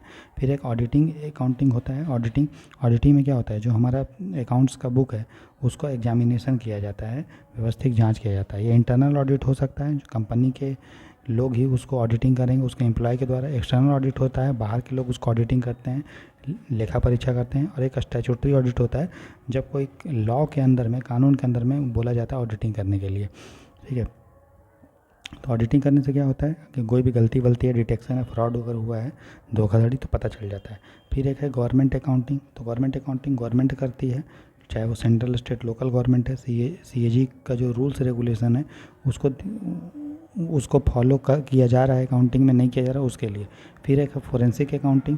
फोरेंसिक अकाउंटिंग में ऑडिट अकाउंटिंग भी किया जाता है, ऑडिटिंग भी किया जाता है और इन्वेस्टिगेशन भी किया जाता है। मतलब इसमें लेखांकन, लेखा परीक्षा और जांच को जब मिला दिया जाता है तो उसको फोरेंसिक अकाउंटिंग हम लोग बोलते हैं। फिर एक है सोशल रिस्पॉन्सिबिलिटी अकाउंटिंग, या फिर इसको सोशल अकाउंटिंग बोलते हैं। तो मतलब कोई बिजनेस जो है उसका कोई वो जो काम कर रही है उसका इन्वायरमेंट पे और समाज पे क्या इम्पैक्ट पड़ रहा है, तो उसको हम लोग बोलते हैं, जब हम लोग वो ध्यान में रख के अकाउंटिंग करते हैं तो उसको हम लोग सोशल अकाउंटिंग बोलते हैं। इसमें CSR जो कॉर्पोरेट सोशल रिस्पॉन्सिबिलिटी है, ठीक है, तो वो सब ध्यान में रखते हैं। इन्वायरमेंटल कॉस्ट, जैसे मान लो कोई सिगरेट बना रही है, सिगरेट बनाने के कारण समाज पे भी इम्पैक्ट पड़ेगा, इन्वायरमेंट पे भी इम्पैक्ट पड़ेगा, ठीक है। तो जब हम लोग कोई भी बिजनेस का इन्वायरमेंटल और सोशल प्रभाव को ध्यान में रख के जब अकाउंटिंग करते हैं, डिस्क्लोज करते हैं, तो उसको सोशल अकाउंटेबिलिटी बोलते हैं। फिर एक है human resource accounting. Human resource accounting में क्या होता है कि मानव को एक रिसोर्स के रूप में देखते हैं, उसके जो एम्प्लॉय को एक एसेट के रूप में, ठीक है, एक हमारा जो है खर्चे के रूप में नहीं देखा जाता है, बल्कि उसको एक परिसंपत्ति के रूप में देखा जाता है, ठीक है।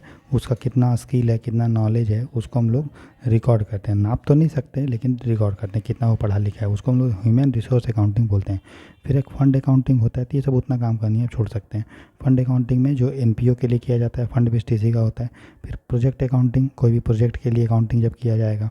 फिर एक इंटरनेशनल अकाउंटिंग, इंटरनेशनल जो भी अलग अलग कंट्री हैं उनके जो अकाउंटिंग प्रिंसिपल्स हैं उनसे रिलेटेड होता है इंटरनेशनल अकाउंटिंग। फिर इन्फ्लेशन अकाउंटिंग, महंगाई को ध्यान में रख के जब अकाउंटिंग किया जाता है कि महंगाई का आपके आपके इस्टेब्लिशमेंट पे क्या इम्पैक्ट पड़ेगा, तो उसको इन्फ्लेशन अकाउंटिंग बोलते हैं। फिर सस्टेनेबिलिटी एंड इन्वायरमेंट अकाउंटिंग, ठीक है, ये पर्यावरण को ध्यान में रख के जब अकाउंटिंग किया जाता है। फिर रिस्पॉन्सिबिलिटी अकाउंटिंग कि इसमें अलग अलग जो आपके डिपार्टमेंट हैं, ठीक है, उसको कितना पैसा देना है, कब देना है, तो वो सारा चीज़ को रिस्पॉन्सिबिलिटी अकाउंटिंग, उत्तरदायित्व लेखांकन बोलते हैं। फिर एक होता है national accounting. National accounting national level पे किया जाता है जिसमें जीडीपी, जीएनपी ये सब कैलकुलेट किया जाता है, इसको राष्ट्र लेखांकन बोलते हैं।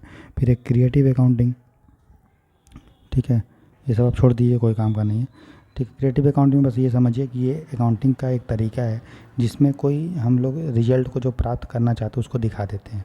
ये लीगल तो है लेकिन कभी कभी मिसलीडिंग हो जाता है। इसको विंडो ड्रेसिंग बोलते हैं, जैसे ऊंचा दुकान फीका पकवान, सामने सामने अच्छा है, बाहर पीछे में ख़राब है, ठीक है। उसको क्रिएटिव अकाउंट मतलब जब आप अपना प्रॉफिट के लिए जब अकाउंटिंग कर रहे हैं, अपने को अच्छा दिखाने के लिए, तो उसको क्रिएटिव अकाउंटिंग बोलते हैं। ये लीगल तो हो सकता है कानूनी रूप से, चलो आप अच्छा कर रहे हो, लेकिन कभी कभी मिसलीडिंग होता है, गलत भी होता है, ठीक है। फिर है अकाउंटिंग इन्फॉर्मेशन सिस्टम, AIS। इसमें क्या होता है, ये नाम से ही पता चल रहा है, अकाउंटिंग को इंफॉर्मेशन टेक्नोलॉजी के द्वारा हम इसमें जोड़ रहे हैं, ठीक है, क्लियर। तो मेजर अगर टाइप बोले अकाउंटिंग का तो मेन है आपका फाइनेंशियल अकाउंटिंग, कॉस्ट या मैनेजमेंट अकाउंटिंग, बाकी सब थोड़ा मोड़ा छोटा छोटा चीज़ है, ठीक है, क्लियर है। इसीलिए 4 का जो आंसर होगा वो ऑप्शन ए था, 2 और 3 गलत था। नेक्स्ट है consider the following statement with respect two types of account in accounting, ठीक है। लेखांकन में खातों के प्रकार के बारे में निम्नलिखित खातों पर विचार कीजिए। जनरली जो अकाउंटिंग का देखेंगे टाइप्स ऑफ अकाउंट, तो 3 टाइप का अकाउंट होता है दोस्तों। एक होता है आपका पर्सनल अकाउंट और एक होता है इम्पर्सनल अकाउंट। पर्सनल अकाउंट तो हो गया। इम्पर्सनल अकाउंट फिर दो हम लोग बांट देते हैं, एक को रियल अकाउंट बोलते हैं, फिर नॉमिनल अकाउंट, ये है ट्रेडिशनल अकाउंटिंग। और बाकी एक मॉडर्न एक अगर क्लासिफिकेशन देखें अकाउंट का तो 5 होता है, जिसमें CLEAR capital, liability, expense, asset और हमारा रेवेन्यू अकाउंट होता है, ठीक है। तो आगे हम डिटेल में देखेंगे। तो पहला बोल रहा है स्टेटमेंट कि an outstanding salary account is a type of nominal account. बकाया वेतन खाता जो है बोल रहा है एक प्रकार का नाममात्र खाता है, मतलब नॉमिनल अकाउंट है। दूसरा बोल रहा है according to the modern approach of accounting the account can be categorise into 5 types. बोल रहा है लेखांकन के आधुनिक दृष्टिकोण के अनुसार खातों को 5 प्रकार में वर्गीकृत किया जा सकता है। नेक्स्ट बोल रहा है copyright are recorded under the personal account as it belongs to a company which is treated as an artificial person under the personal account. बोल रहा है कि कॉपीराइट जो होता है उसको व्यक्तिगत खाते के अंतर्गत दर्ज किए जाते हैं क्योंकि यह एक कंपनी से संबंधित होता है, और चूँकि यह कंपनी से संबंधित है इसलिए इसको व्यक्तिगत खाते के अंतर्गत एक कृत्रिम व्यक्ति माना जाता है, ठीक है, क्योंकि कंपनी एक आर्टिफिशियल पर्सन होता है। तो चूँकि कॉपीराइट कंपनी का है तो इसीलिए कॉपीराइट को भी हम लोग पर्सनल अकाउंट में लिखेंगे, व्यक्तिगत खाते में लिखेंगे। तो बोल रहा है how many of the above statement is are correct, कितने स्टेटमेंट करेक्ट है, ठीक है दोस्तों। तो इसका पहला स्टेटमेंट गलत है क्योंकि एन आउटस्टैंडिंग सैलरी अकाउंट जो होता है वो नॉमिनल अकाउंट नहीं है बल्कि ये पर्सनल अकाउंट है ना। इसके बारे में हम देखेंगे आगे, तो ये गलत है। ये मॉडर्न अकाउंटिंग के अनुसार ये 5 टाइप का अकाउंट्स होता है, ये ठीक है। और जो कॉपीराइट होता है जो कि दोस्तों, तो कॉपीराइट एक इनटेंजेबल एसेट है, और चूँकि ये इनटेंजेबल एसेट है इसलिए इसको रियल अकाउंट में लिखते हैं ना कि पर्सनल अकाउंट में, इसलिए ये गलत है। तीसरा तो बोला कितने कथन सही हैं, तो एक ही स्टेटमेंट हमारा सही है, आंसर होगा ऑप्शन ए, ठीक है। हमने जानबूझ के क्वेश्चन को टफ बनाया है ताकि आप पे दिमाग पे थोड़ा वो पड़े, ठीक है, लोड नहीं पड़ने बोल रहे हैं, तो दिमाग पे प्रेशर पड़े, ठीक है, पढ़ाई से रिलेटेड। आप टेंशन में वाला प्रेशर नहीं है, पढ़ाई से रिलेटेड आप ज़्यादा मेहनत करके पढ़िए। अभी टाइम है इसीलिए हम क्वालिटी पे कोई कंप्रोमाइज़ नहीं करना चाहते, इसीलिए हम जानबूझ के आपके लिए क्वेश्चन टफ बना रहे हैं, ठीक है। नहीं तो आपको यूट्यूब पे फालतू क्वेश्चन मिल जाएगा, हमारा वो मकसद नहीं। हमारा काम है जिस तरह हमारा सिलेक्शन हुआ है उस तरह आपका भी सिलेक्शन हो, हमारा मकसद वही है, इसलिए क्वेश्चन को जानबूझ के टफ बनाया गया है, लेकिन इसका एक्सप्लेनेशन इसलिए पूरा डिटेल में दिए हैं हम, ठीक है। तो स्टार्ट करते हैं दोस्तों इसका एक्सप्लेनेशन। तो देखिए, अगर हम कितने टाइप के अकाउंट्स होते हैं अकाउंटिंग में, अगर उसके बारे में देखें तो ट्रेडिशनल 2 तरह से हम लोग अकाउंट्स को बांट सकते हैं। एक होता है ट्रेडिशनल अप्रोच जिसमें हम लोग अकाउंट्स को जनरली 3 पार्ट में बांटते हैं, आगे हम देखेंगे।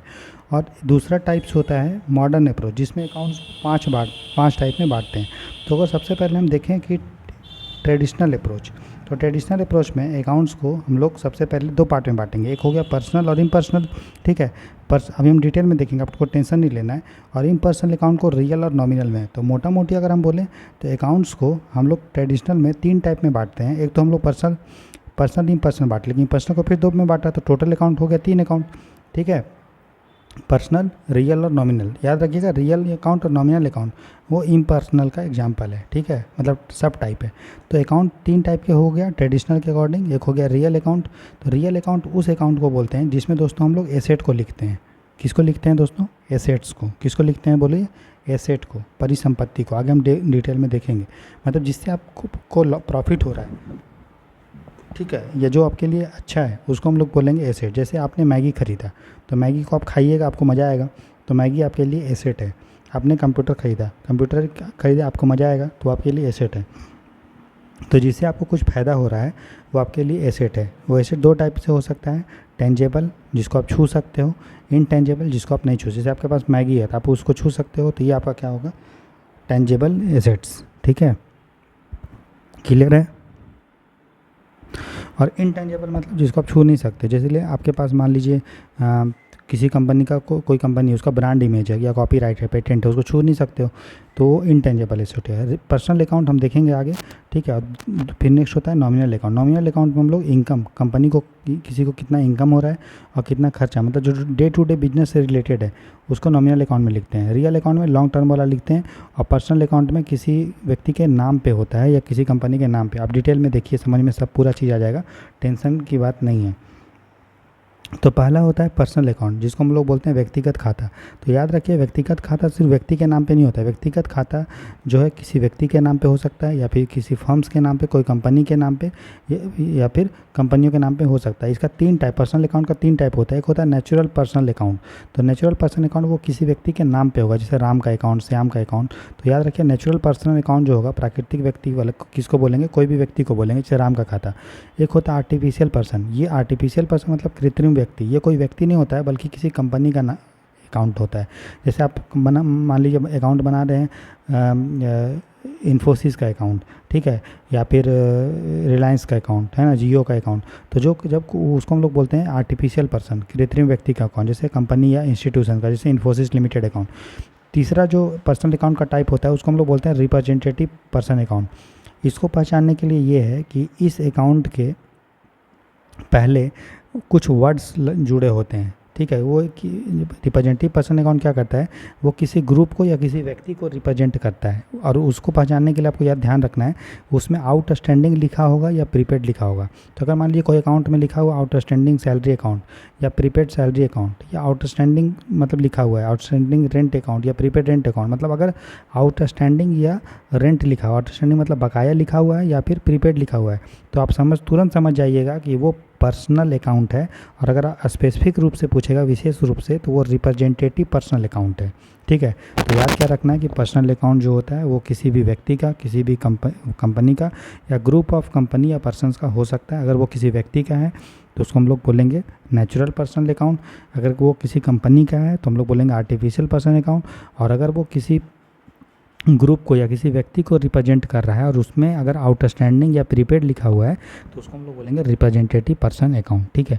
अब अच्छा देखो, ये अकाउंट जब आप लिखोगे तो उसमें जो रिसीवर है, जिसको पैसा मिल रहा है, कुछ प्राप्त हो रहा है, तो उसके अकाउंट को आप डेबिट कीजिएगा, और जो पैसा दे रहा है तो उसको क्रेडिट कीजिएगा। एग्जाम्पल से समझिए, जैसे मान लीजिए आपको राम ने 10 रुपये दिया, आपका नाम है श्याम, ठीक है। तो राम पैसा दे रहा है, राम क्या कर रहा है? पैसा दे रहा है। तो राम का अकाउंट जब हम बनाएंगे तो उसको क्रेडिट करेंगे। तो राम का अकाउंट हम क्रेडिट करेंगे, और पैसा किसको मिल रहा है? श्याम को। तो श्याम क्या हो गया? रिसीवर प्राप्त कर रहा है, तो उसको डेबिट करेंगे। तो पर्सनल अकाउंट को आपको पहचानना तो आ गया। अब उसका जब किसको डेबिट कीजिएगा, किसको क्रेडिट कीजिएगा? तो जिसको कुछ मिल रहा है, जो रिसीवर है, उसको डेबिट कर दीजिएगा, और जो दे रहा है, देने वाला, उसको क्रेडिट कीजिएगा। यहाँ पे श्रेय नहीं होगा, अब इसको क्रेडिट लिखिएगा, ठीक है, ठीक है, क्लियर। दूसरा अकाउंट हमने देखा इम्पर्सनल अकाउंट, और इम्पर्सनल अकाउंट में 2 होता है, एक होता है रियल अकाउंट और एक होता है नॉमिनल अकाउंट। तो अगर हम रियल अकाउंट के बारे में बात करेंगे तो रियल अकाउंट में आप एसेट को लिखते हैं जो आपके बिजनेस से रिलेटेड नहीं है।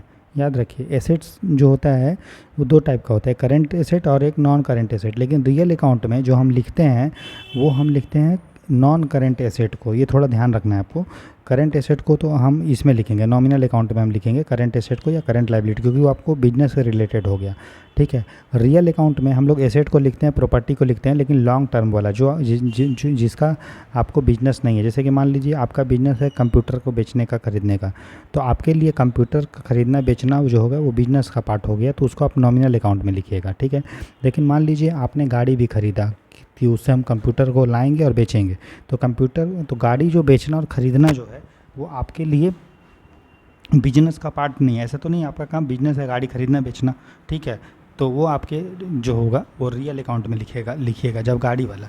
लेकिन मान लीजिए टाटा मोटर्स है, टाटा मोटर्स का काम जो है वो कंप्यूटर गाड़ी को बेचना खरीदना है, तो गाड़ी को बेचना खरीदना जो होगा टाटा मोटर्स के अकाउंट के लिए, वो उसके लिए नॉमिनल अकाउंट हो जाएगा, ठीक है, नाम मात्र का था, राइट। लेकिन अगर टाटा मोटर्स कंप्यूटर खरीद रहा है, तो कंप्यूटर खरीदना टाटा मोटर्स का काम नहीं है, तो उसके लिए जो कंप्यूटर होगा वो होगा रियल अकाउंट में, समझ में आया। तो आप जिस चीज़ का बिजनेस कर रहे हो उससे रिलेटेड जो चीज़ है उसको आप नॉमिनल अकाउंट में लिखिएगा, और जो आपका बिजनेस नहीं है उसको आप लिखिएगा रियल अकाउंट में। एसेट वाला चीज़ को, परिसंपत्ति, एसेट उस चीज़ को बोलते हैं जिससे आपको पैसा कमा रहे हैं। यहाँ पे देखिए टाटा मोटर्स पैसा कमा रहा है गाड़ी बेच के, वो कंप्यूटर को भी बेचेगा तो उसको भी पैसा कमाएगा, लेकिन कंप्यूटर का चूँकि वो बिजनेस नहीं करता है इसलिए वो उसको रियल अकाउंट में लिखेगा। और टाटा मोटर गाड़ी वाला जो पैसा कमा रहा है वो लिखेगा नॉमिनल अकाउंट में, गाड़ी का पैसा कमा रहा है या गाड़ी बनाने में जो खर्चा है, ठीक है। तो रियल अकाउंट में हम लोग एसेट या प्रॉपर्टीज़ को लिखते हैं, लेकिन एसेट मतलब लॉन्ग टर्म वाला एसेट लिखते हैं। इसमें टेंजेबल एसेट भी हो सकता है, मूर्त संपत्ति जिसको आप छू सकते हो, जैसे आप किसी कंपनी का ने ज़मीन खरीदा या ज़मीन, ठीक है, या फिर बिल्डिंग खरीदा या कैश है, तो कैश उसके लिए क्या हो गया, टेंजेबल एसेट्स, है ना। उसी तरह से जो इनटेंजेबल एसेट्स है, ठीक है। अच्छा एक चीज़ और ध्यान रखना है, रियल अकाउंट जो है उसमें आप याद रखिए, इसमें जो करंट वाला चीज़ है वो भी हम लिख सकते हैं, लेकिन याद रखिए नॉमिनल अकाउंट में आप नॉन करंट एसेट मतलब लंबे समय के लिए जो होगा 1 साल से अधिक के लिए वो नहीं लिख सकते हो नॉमिनल अकाउंट में। बाकी रियल अकाउंट में आप लिख सकते हो करंट नॉन करंट, कोई इशू नहीं है उसमें, ठीक है। जैसे यहाँ पे कैश है, जो कैश होता है वो करंट हमारा एसेट होता है, क्योंकि 1 साल में उसको आपको मिल जाता है सामान को बेचने बेचने से। उसी तरह से जो इनटेंजेबल एसेट है जिसको आप छू नहीं सकते, जो अमूर्त होता है, जैसे गुडविल है, किसी कंपनी का नाम है, ठीक है, सद्भावना, पेटेंट। जैसे मान लीजिए दो हमारे पास मिक्सचर हम खरीदते हैं, दोनों का वेट सेम है, एक हल्दीराम का है एक लोकल है, लेकिन हल्दीराम दोनों का टेस्ट भी मान लो एक ही जैसा होगा, फिर भी हल्दीराम का रेट अधिक होता है, क्यों, क्योंकि इसका ब्रांड इमेज है ना, तो ब्रांड उसको आप छू नहीं पा रहे हो, लेकिन कंपनी को प्रॉफिट तो हो रहा है ना। अगर हल्दीराम का कोई चीज़ अगर किसी पे स्टिकर लगा हुआ है तो हम उसको खरीदेंगे तो कंपनी को प्रॉफिट होगा, तो कंपनी के लिए वो क्या हो गया, एसेट हो गया, क्योंकि कंपनी को उससे रिटर्न मिल रहा है, फ़ायदा हो रहा है। तो लेकिन वो आप छू नहीं पाओगे। आप हल्दीराम का ब्रांड छू सकते हो क्या, नहीं। उसका कॉपीराइट छू सकते हो, नहीं। गुडविल छू सकते हो, नहीं। पेटेंट छू सकते हो, नहीं। तो इनटेंजेबल एसेट क्या होता है, जिसको आप छू नहीं सकते हो लेकिन उसका कुछ मूल्य होता है। तो रियल अकाउंट में हम लोग एसेट को लिखते हैं, और उसका रूल क्या है कि डेबिट वाट कम्स इन, जो आ रहा है उसको डेबिट करो और जो जा रहा है उसको क्रेडिट करो। जैसे कि मान लीजिए आपने कंप्यूटर ख़रीदा, तो आपके पास क्या आ रहा है, कंप्यूटर, तो कंप्यूटर को आप लिखिएगा डेबिट, कंप्यूटर अकाउंट को आप डेबिट कीजिएगा। लेकिन अब जब कंप्यूटर ख़रीदें तो आपके हाथ से क्या जा रहा है, पैसा, तो पैसा को क्रेडिट कीजिएगा। तो रियल अकाउंट का रूल क्या है कि जो आ रहा है उसको आप डेबिट कीजिए और जो जा रहा है उसको क्रेडिट कीजिए, समझ में आया। नॉमिनल अकाउंट का, पर्सनल अकाउंट का क्या रूल था, जो रिसीवर है उसको डेबिट कीजिए। जैसे आप सिंपल सा याद कर लीजिए, टेबल बना लीजिए, ठीक है, एक तरफ आप लिखिए डेबिट और एक तरफ क्रेडिट। तो अगर आप लिखिए नॉमिनल अकाउंट में, सबसे पहले लिखिए पर्सनल अकाउंट, पर्सनल अकाउंट में डेबिट किसको करते हैं, रिसीवर जो मिल रहा है, और क्रेडिट किसको करते हैं, गिवर जो दे रहा है। दूसरा अकाउंट हो गया आपका क्या, रियल अकाउंट। तो रियल अकाउंट में क्या लिखे हम लोगों ने कि जो आपके पास आ रहा है, जो आ रहा है उसको डेबिट, जो जा रहा है उसको क्रेडिट, ऐसे करके टेबल बना लीजिए। तीसरा अकाउंट बनेगा नॉमिनल अकाउंट। नॉमिनल अकाउंट में क्या है, जो आपका खर्चा है, जो आपका एक्सपेंस है, जो आपका या लॉस हो रहा है उसको आप डेबिट कीजिए, और जो आपका इनकम है और जो प्रॉफिट है उसको क्रेडिट कीजिए। बस ये टेबल आप बना के बार बार पढ़िए, आपको ध्यान में हो जाएगा, ठीक है। तो ये हो गया। उसके बाद है नॉमिनल अकाउंट। नॉमिनल अकाउंट आप याद रखिएगा, ये आपके बिजनेस से रिलेटेड होता है, जिस चीज़ का आप बिजनेस कर रहे हैं, ठीक है। और ये 1 साल का ही होता है, जिस साल का बिजनेस आपने सामान बेचा है उस साल में आपको कितना इनकम हो रहा है, ठीक है। इसलिए इसमें इनकम या एक्सपेंस या लॉस और गेन इससे निकलता है। अगर आपका इनकम अधिक होगा साल में और आपका खर्चा कम है उस बिजनेस से रिलेटेड, तो आपको क्या होगा, गेन होगा। अगर आपका आय अधिक है, आय कम है और खर्चा का अधिक ज़्यादा है तो आपको लॉस होगा। तो नॉमिनल अकाउंट में एग्जांपल क्या, सैलरी अकाउंट, जो सैलरी आप दोगे वो 1 साल के अंदर में ही देना होता है। रेंट भी वही है, इंटरेस्ट जो आपको इंटरेस्ट मिल रहा है, ब्याज, तो ब्याज भी तो ऐसा नहीं है कि आपको लंबे समय तक मिलेगा, वो रेगुलर मिल रहा है। तो जो आपके बिजनेस से रिलेटेड है, जो रेगुलर है, उसको हम लोग नॉमिनल अकाउंट बोलते हैं। तो इसका रूल क्या है कि अगर आपको कोई खर्चा हो रहा है या लॉस हो रहा है तो उसको डेबिट करोगे, अगर आपका इनकम या गेन हो रहा है तो क्रेडिट करोगे। जैसे कि मान लीजिए आपका मैगी का बिजनेस है, ठीक है, मैगी आपने बेचा, तो मैगी बेचा तो सामने आपको क्या मिल रहा है, पैसा। तो पैसा जो मिल रहा है वो आपके लिए क्या है, इनकम है, तो आप उसको क्रेडिट कीजिएगा। समझ में आ रहा है ना, इनकम, तो वही है, इनकम और गेन को क्रेडिट करेंगे जब इनकम और गेन होगा तो, और जब एक्सपेंस और लॉस होगा तो डेबिट करेंगे। तो ये जो हम लोगों ने देखा कि अकाउंट को हम लोग 3 पार्ट में बांटते हैं। सबसे पहले तो 2 में बांटते हैं, एक को बांटते हैं पर्सनल अकाउंट और एक बांटते हैं इम्पर्सनल अकाउंट, और इम्पर्सनल को 2 में बांटते हैं, रियल अकाउंट और एक नॉमिनल अकाउंट। तो इसको हम लोग बोलते हैं ट्रेडिशनल मेथड ऑफ क्लासिफिकेशन। लेकिन आप देख रहे हो कि इसमें थोड़ा कन्फ्यूजिंग है, किसको डेबिट किसको क्रेडिट। इसीलिए इस प्रॉब्लम को दूर करने के लिए आधुनिक मॉडर्न में अभी प्रेजेंट में हम लोग अकाउंटिंग टोटल अकाउंट्स को 5 कैटेगरी में बांट लेते हैं कि 5 टाइप का अकाउंट्स होता है। उसको याद करने के लिए क्लियर के फार्मूला से याद करिए, CLEAR, क्लियर के फार्मूला से। सी से हो गया कैपिटल अकाउंट। कैपिटल आपको पता है कि कोई भी इस्टेब्लिशमेंट में जो ओनर है, जो मालिक है, जो भी पैसा लगाता है या जो भी सामान देता है, जैसे मान लीजिए आप सोच रहे हैं कि हम कोई कोचिंग इंस्टीट्यूट खोलेंगे, तो कोचिंग इंस्टीट्यूट के लिए आप पैसा दीजिएगा लगाने के लिए, आप कुर्सी टेबल दीजिएगा, आप जो है कंप्यूटर दीजिएगा, हो सके कि आप जो है डिजिटल स्क्रीन दीजिएगा पढ़ाने के लिए। तो जो भी पैसा कंपनी का जो मालिक है वो इस्टेब्लिशमेंट में लगा रहा है, कभी भी शुरू में या फिर बीच बीच में भी डाल रहा है, उसको हम लोग बोलते हैं कैपिटल, पूंजी। ठीक है, याद रहेगा। फिर एक हो गया लायबिलिटी। लायबिलिटी क्या होता है, लायबिलिटी मतलब जो भी आपको वापस करना है, जैसे जो इस्टेब्लिशमेंट है उसने किसी से पैसा लिया था, ठीक है, तो उसको वापस करना है, उधार में लिया या कैसे भी, तो उसको वो कंपनी के लिए लायबिलिटी है, देयताएँ हैं।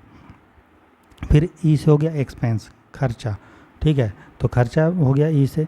फिर एक हो गया एसेट, परिसंपत्ति, जिससे कंपनी को अर्निंग हो रहा है उसको एसेट बोलेंगे। अगर 1 साल के अंदर हो रहा है तो करेंट एसेट, चालू परिसंपत्ति, और लायबिलिटी भी वही होता है। 1 साल के अंदर अगर पैसा देना है तो करेंट लायबिलिटी, और 1 साल के बाद देना है तो नॉन करेंट लायबिलिटी, गैर चालू देनदारी या देयताएँ।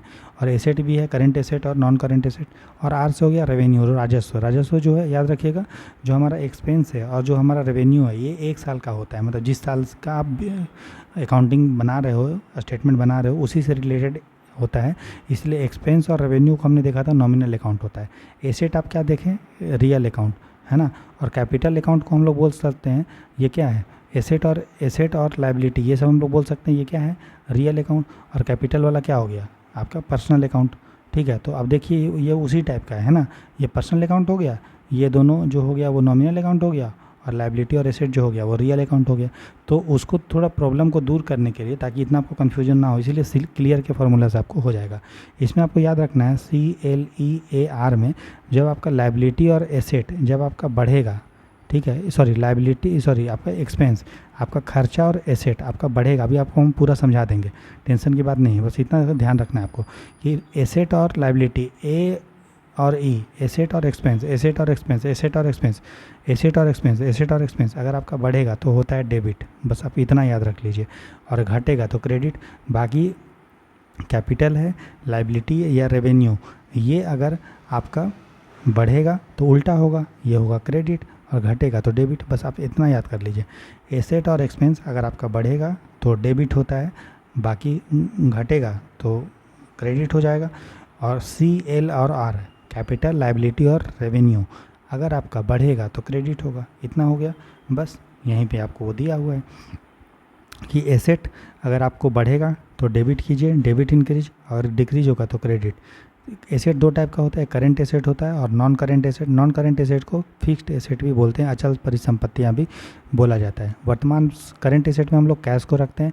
डेटर मतलब आपने उधार आपने किसी को सामान जो है क्रेडिट पे बेचा है, उधार में बेचा है, तो आपको 1 साल के अंदर ही पैसा देगा, क्योंकि आपका बिजनेस से रिलेटेड है तो 1 साल के अंदर आपको पैसा मिलेगा। तो जिसको आपने उधार में सामान बेचा है, जो आपका ग्राहक है जो आपने उधार में सामान बेचा है, वो आपके लिए चूँकि आपको पैसा मिलेगा 1 साल के अंदर, इसीलिए वो आपके लिए एसेट है, परिसंपत्ति, क्योंकि आपसे उससे प्रॉफिट हो रहा है। और चूँकि 1 साल के अंदर हो रहा है इसलिए वो आपके लिए करेंट एसेट है, वर्तमान परिसंपत्तियाँ हैं। उसी तरह से स्टॉक, जो भी आपका बिजनेस का सामान है, जैसे आपके पास कंप्यूटर है, कुछ सामान बिका, कंप्यूटर कुछ नहीं बिका, लेकिन वो आपका वो बिजनेस आपका उसी का है, तो आपके लिए वो करेंट एसेट होगा। क्लियर है। फिक्स्ड एसेट मतलब जो करेंट एसेट नहीं है, जो नॉन करेंट एसेट है, जैसे कोई लैंड है, कोई बिल्डिंग है, कोई मशीनरी है, ये आपके लिए क्या हो गया, नॉन करेंट एसेट हो गया। तो एसेट का क्या है, ये अगर आपका बढ़ेगा तो आपका डेबिट होगा, घटेगा तो क्रेडिट होगा।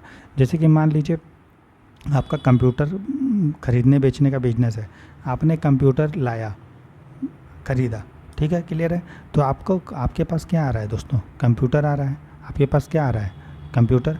तो कंप्यूटर आपका क्या हो गया, पहले 10 कंप्यूटर था, आपने 5 कंप्यूटर खरीदा, तो टोटल कंप्यूटर कितना हो गया, 15। तो आपका कंप्यूटर बढ़ा ना, 10 से 15 हो गया। और कंप्यूटर क्या आपके लिए स्टॉक है, आपका वही उसी का बिजनेस है। तो मैंने क्या बताया था, जो चीज़ बढ़ेगा तो आपका एसेट बढ़ रहा है यहाँ पे कंप्यूटर का, तो आप उसको क्या कीजिएगा, डेबिट। तो यहाँ पे क्या होगा, कंप्यूटर का अकाउंट डेबिट होगा। ठीक है, आप डुअलिटी प्रिंसिपल को याद रखिए, एक चीज़ अगर डेबिट होगा तो दूसरा क्रेडिट होता है। क्लियर है कि नहीं। अब देखो, आपने कंप्यूटर ख़रीदा, लेकिन किस में ख़रीदा, मान लीजिए कैश में ख़रीदा, तो आपके हाथ से कैश जो है कम होगा, आपका जितना कैश था वो कम होगा। तो कैश आपके लिए क्या है बताइए, एसेट है। तो आपका एसेट क्या हो रहा है, घट रहा है, डिक्रीज हो रहा है, तो क्रेडिट। तो कंप्यूटर का अकाउंट अगर डेबिट हुआ तो कैश का अकाउंट क्या हो जाएगा, क्रेडिट। मान लीजिए आपने कैश में नहीं खरीदा, उधार में खरीदा, तो वो आपके लिए क्या होगा, क्रेडिटर। तो क्रेडिटर क्या आपके लिए, लाइबिलिटी है। और जब भी लाइबिलिटी बढ़ता है तो उसको हमने बताया था CLEAR में, जब एसेट और एक्सपेंस बढ़ेगा तो हमने डेबिट किया, तो CL और R जब आपका बढ़ेगा तो उसको क्या कीजिएगा, क्रेडिट। तो जब आपने उधार में सामान खरीदा, ठीक है, तो वो आपके लिए क्या है, लाइबिलिटी है, करेंट लाइबिलिटी। ठीक है, तो वो आपका बढ़ रहा है तो क्रेडिट। समझ में आया, क्लियर है। तो ये चीज़ है। तो अगर आपने उधार में ख़रीदा है तो लाइबिलिटी के रूप में हो जाएगा।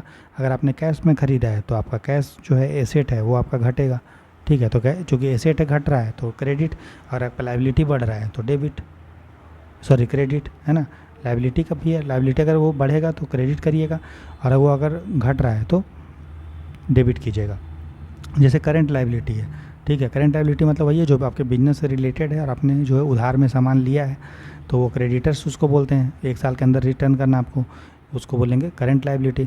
फिर बिल पेएबल, आपने जो है सामान किसी से लिया उधार में, अब आपको जो है बिल उसको पे करना है 1 साल के अंदर, तो क्या हो गया, बिल पेएबल उसको बोलते हैं, बिल दे, तो वो भी आपके लिए क्या है, लाइबिलिटी। तो जब भी लाइबिलिटी बढ़ेगा तो क्या होता है, क्रेडिट, और घटेगा तो क्या होगा, डेबिट।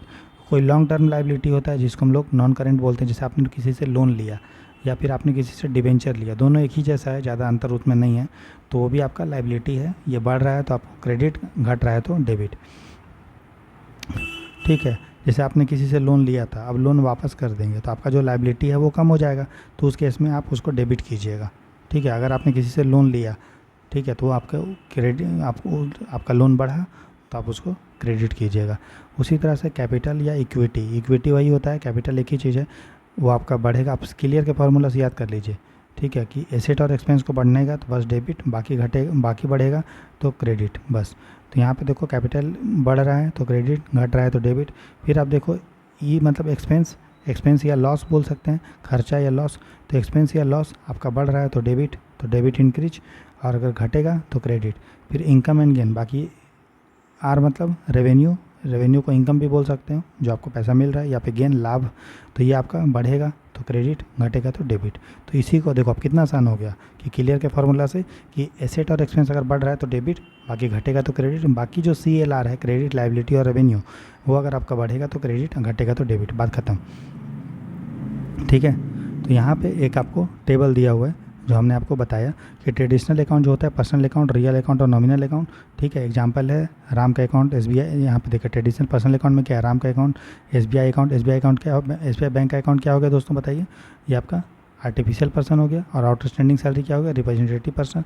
इसका रूल क्या है कि जो जिसको मिल रहा है पैसा उसको डेबिट करो, ठीक है, और क्रेडिट किसको करो, दाता को। फिर रियल अकाउंट में हमने बोला था जो आपका एसेट से रिलेटेड होता है, ठीक है। कैश, बिल्डिंग, गुडविल, इसमें क्या था कि जो आ रहा है उसको डेबिट करो, जो जा रहा है उसको क्रेडिट करो, ठीक है। उसके बाद नॉमिनल अकाउंट होता है, इसमें क्या बताए थे जो एक्सपेंस या लॉस है, इसमें जो day to day business related होता है, जैसे रेंट है, सैलरी, इंटरेस्ट, कमीशन, ये सारा चीज़, तो आपका क्या करे, एक्सपेंस या लॉस हो रहा है तो डेबिट, अगर आपका इनकम और गेन हो रहा है तो क्रेडिट। बाकी मॉडर्न क्लासिफिकेशन में टोटल 5 है। क्लियर के फॉर्मूला, कैपिटल एंड इक्विटी अगर बढ़ रहा है, ठीक है, तो क्रेडिट, घट रहा है तो डेबिट, ठीक है। आपको याद कर बताए थे कि एसेट और एक्सपेंस अगर आपका इंक्रीज हो रहा है तो डेबिट, और घट रहा है तो क्रेडिट, ठीक है। राइट, लायबिलिटी या हो या कैपिटल हो या इनकम हो, ये अगर आपका बढ़ रहा है तो क्रेडिट, ठीक है, दिख रहा है आपको क्रेडिट क्रेडिट क्रेडिट, और घट रहा है तो डेबिट, ठीक है। तो यही आपका रूल है, ठीक है ना। पर्सनल अकाउंट का रूल वही है कि जो आ रहा है उसको मतलब जो रिसीवर है उस, ये सब हमने आपको बता दिया, फिर यहाँ पे रिपीट करने से कोई मतलब नहीं है। ये आप देख सकते हो कि आपका एसेट है और एक्सपेंस है, अगर बढ़ रहा है, इंक्रीज हो रहा है ठीक है, तो देखो डेबिट किए हैं, बाकी बढ़ रहा है तो क्रेडिट क्रेडिट क्रेडिट है। क्लियर। अब यहाँ पे कुछ एग्जांपल्स आपको समझाया गया है। सबसे पहले पर्सनल अकाउंट के रूप में दिखाया गया। क्या इसका रूल है कि जिसको पैसा मिल रहा है, ठीक है, प्राप्त हो रहा है, उसको डेबिट करो, जो दे रहा है पैसा उसको क्रेडिट करो। जैसे मान लीजिए पेड 10,000 टू राम, राम को 10,000 रुपीज़ भुगतान किया गया, तो राम यहाँ को क्या है, पैसा मिल रहा है, प्राप्त करता है, ठीक है। तो हम क्या करेंगे, राम क्या है यहाँ पे, कैश का रिसीवर है, प्राप्त करता है, वो पर्सनल अकाउंट हो गया क्योंकि राम का अकाउंट है, ठीक है। तो राम को जब हम पैसा दे रहे हैं तो राम का अकाउंट क्या होगा दोस्तों, डेबिट होगा। तो देखो राम का अकाउंट को डेबिट किया, राम के अकाउंट के सामने लिखा डेबिट। फिर हमने बताया था कोई भी ट्रांजैक्शन होगा, कोई भी लेन देन होगा, उसका 2 पार्ट होता है, एक होगा अगर डेबिट तो दूसरा क्रेडिट होगा। राम को आप पैसा दे रहे हो तो आपके हाथ से क्या जा रहा है दोस्तों, पैसा, कैश, तो कैश आपके हाथ से जा रहा है, तो कैश जो है एक तरह का आपका खर्चा भी है, ठीक है। तो आप क्लियर के फार्मूला से देखिए, CLEAR, ठीक है, क्लियर के फार्मूला से देखिए कि आपका जो एक्सपेंस है वो बढ़ रहा है, तो एक्सपेंस जब बढ़ेगा ठीक है, एक्सपेंस जब बढ़ेगा, ठीक है, यहाँ पे देखो कैश, राम को आपने पैसा दिया, ठीक है, तो यहाँ पे देखो कि एक्सपेंस आपका बढ़ रहा है, लेकिन दोनों तो नहीं होगा, एक्सपेंस बढ़ेगा तो डेबिट होना चाहिए, लेकिन ऑलरेडी आपने राम के अकाउंट को डेबिट कर लिया है। तो उस केस में आपको दूसरा चीज़ सोचना पड़ेगा कि एक तरह का देखो जो कैश है, जो राम को आप पैसा दे रहे हो, वो आपके लिए एसेट भी तो है। बताइए, राम को जो आप पैसा दे रहे हो वो आपके लिए एसेट भी है ना। एसेट, आपका एसेट क्या हो रहा है, घट रहा है। तो जब भी एसेट आपका घटता है, जब एसेट और एक्सपेंस आपका बढ़ता है तो डेबिट, तो एसेट आपका घट रहा है तो क्या करोगे, क्रेडिट। इसीलिए देखो राम का अकाउंट अगर डेबिट हुआ तो हमको दूसरे चीज़ को क्रेडिट कर रहे हैं, तो हमको उस समय सोचना है कि हम लोग जो 10,000 रुपीज़ है उसको क्या माने, उसको खर्चा माने, एक्सपेंस माने, या फिर उसको हम लोग एसेट माने। तो हम लोग देखें कि भाई एसेट मानोगे तभी वो घटेगा, तभी उसको क्रेडिट कर रहे हो।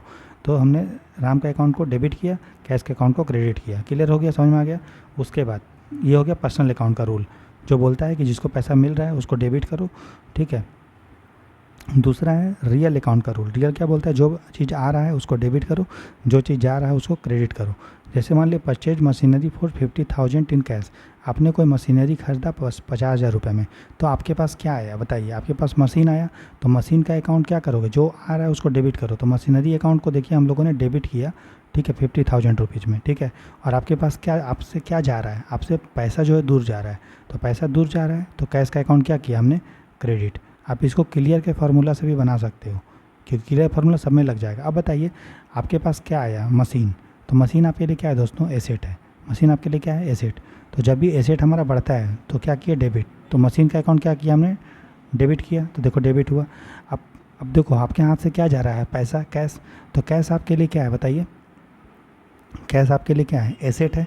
तो एसेट करेंट एसेट है, तो एसेट आपका घट रहा है, आपके हाथ से पैसा जब दूर जा रहा है आपका पैसा कम हो जाएगा, तो एसेट आपका कम हो रहा है। तो एसेट जब कम होता है तो क्रेडिट, तो देखिए कैश के अकाउंट को क्रेडिट किया गया है, ठीक है। तो क्लियर फार्मूला सब में लग जाता है, ठीक है। उसके बाद नॉमिनल अकाउंट। नॉमिनल अकाउंट का क्या रूल है कि जो भी खर्चा है, जो भी लॉस है, जो बिजनेस से रिलेटेड है, डे टू डे ट्रांजेक्शन से, उसको आप क्या कीजिए, डेबिट कीजिए।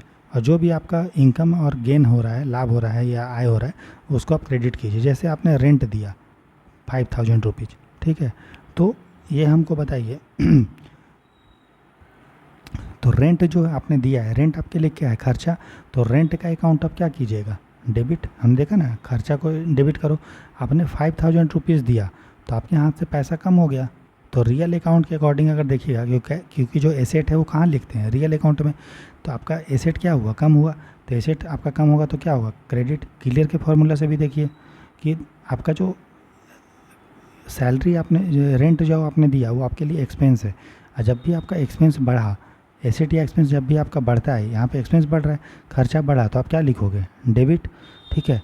और वहीं देखो आपने रुपया में दिया है, तो आपका जो एसेट है, पैसा क्या था, एसेट आपका वो 5000 रुपये आपका हाथ से चला जाएगा, तो एसेट आपका कम हो जाएगा, तो क्रेडिट। तो देखो कैश का अकाउंट क्रेडिट हुआ और रेंट का अकाउंट डेबिट हुआ। ठीक है। आगे देखिए क्वेश्चन नंबर, मतलब इसी का एग्जाम्पल एसेट का उसी तरह है मॉडर्न अप्रोच में कि आपने मान लीजिए फर्नीचर खरीदा 15,000 रुपीज़ क्रेडिट पे। राम एक ट्रेडर से, MS श्याम ट्रेडर, एक ट्रेडर आपने क्रेडिट में खरीदा, उधार में खरीदा। तो आप क्लियर के फॉर्मूला से देखिए CLEAR। आपने यहाँ पे जब भी ऐसा लिखा रहेगा ना कि आपने क्रेडिट में खरीदा, क्रेडिट मतलब उधार में खरीदा। उधार मतलब लाइबिलिटी आपके लिए, लाइबिलिटी देनदारी है, एक आपको पैसा वापस करना है, तो आपका लाइबिलिटी इसमें बढ़ रहा है। आपने उधार में खरीदा, लाइबिलिटी बढ़ेगा। मैंने आपको बताया था कि एसेट और एक्सपेंस जब बढ़ता है तो आप क्या करते हो, डेबिट। ठीक है। बाकी चीज़ अगर बढ़ेगा तो क्रेडिट होगा। तो यहाँ पे देखो लाइबिलिटी आपका बढ़ रहा है। ठीक है। तो हम क्या लिखेंगे, MS श्याम ट्रेडर्स का जो अकाउंट है ये आपके लिए लाइबिलिटी है, तो देखो यहाँ पे क्रेडिट हो रहा है। और आपके पास आपने फर्नीचर खरीदा, फर्नीचर आपके लिए क्या हो गया बताइए, एसेट हो गया। ठीक है, एसेट। तो एसेट आपका बढ़ रहा है, तो एसेट आपका जब बढ़ेगा एसेट, तो क्या कर रहा है आपने, डेबिट। तो देखो फर्नीचर अकाउंट हमने डेबिट किया और श्याम ट्रेडर्स हमारे लिए लाइबिलिटी था, तो उसके अकाउंट को हमने क्रेडिट किया। उसी तरह से लाइबिलिटी का एग्जांपल देख लीजिए। जैसे कि मान लीजिए आपने बैंक को 20,000 रुपीज़ लोन वापस कर दिया। आपने लोन लिया था बैंक से, ठीक है, आपने बैंक से लोन लिया था, CLEAR। तो आपने बैंक से लोन लिया था तो आपका लाइबिलिटी था, लेकिन आपने 20,000 रुपीज़ रीपे कर दिया, वापस कर दिया, बैंक को 20,000 रुपीज़ का ऋण चुका दिया। तो आपका जो लाइबिलिटी पहले जो 20,000 था वो कम हुआ। तो आप जब लाइबिलिटी कम होता है तो आप क्या करोगे, बढ़ता है तो क्रेडिट, तो घटेगा तो डेबिट। तो जो लोन का जो अकाउंट था तो देखिए डेबिट हुआ क्योंकि आपका घटा। और वहीं आपने 20,000 रुपीज़ जो है पैसा दिया, तो पैसा था आपके लिए क्या है, एसेट है। तो एसेट आपका क्या हुआ, कम हो गया। तो एसेट अगर आपका बढ़ता है तो होता है डेबिट, घटेगा तो क्रेडिट। तो कैश का अकाउंट देखिए क्रेडिट हुआ है। उसी तरह से जो है आप कैपिटल का देख लीजिए, कैपिटल में भी बढ़ेगा तो क्रेडिट, घटेगा तो डेबिट। मान लीजिए ओनर ने 1 लाख रुपीज़ कैपिटल डाला, तो अगर हम बात करें कैश का अकाउंट, तो सबसे पहले जो बिजनेस के लिए अगर हम बात करेंगे, बिजनेस के लिए, तो बिजनेस के लिए 1 लाख रुपया आया है।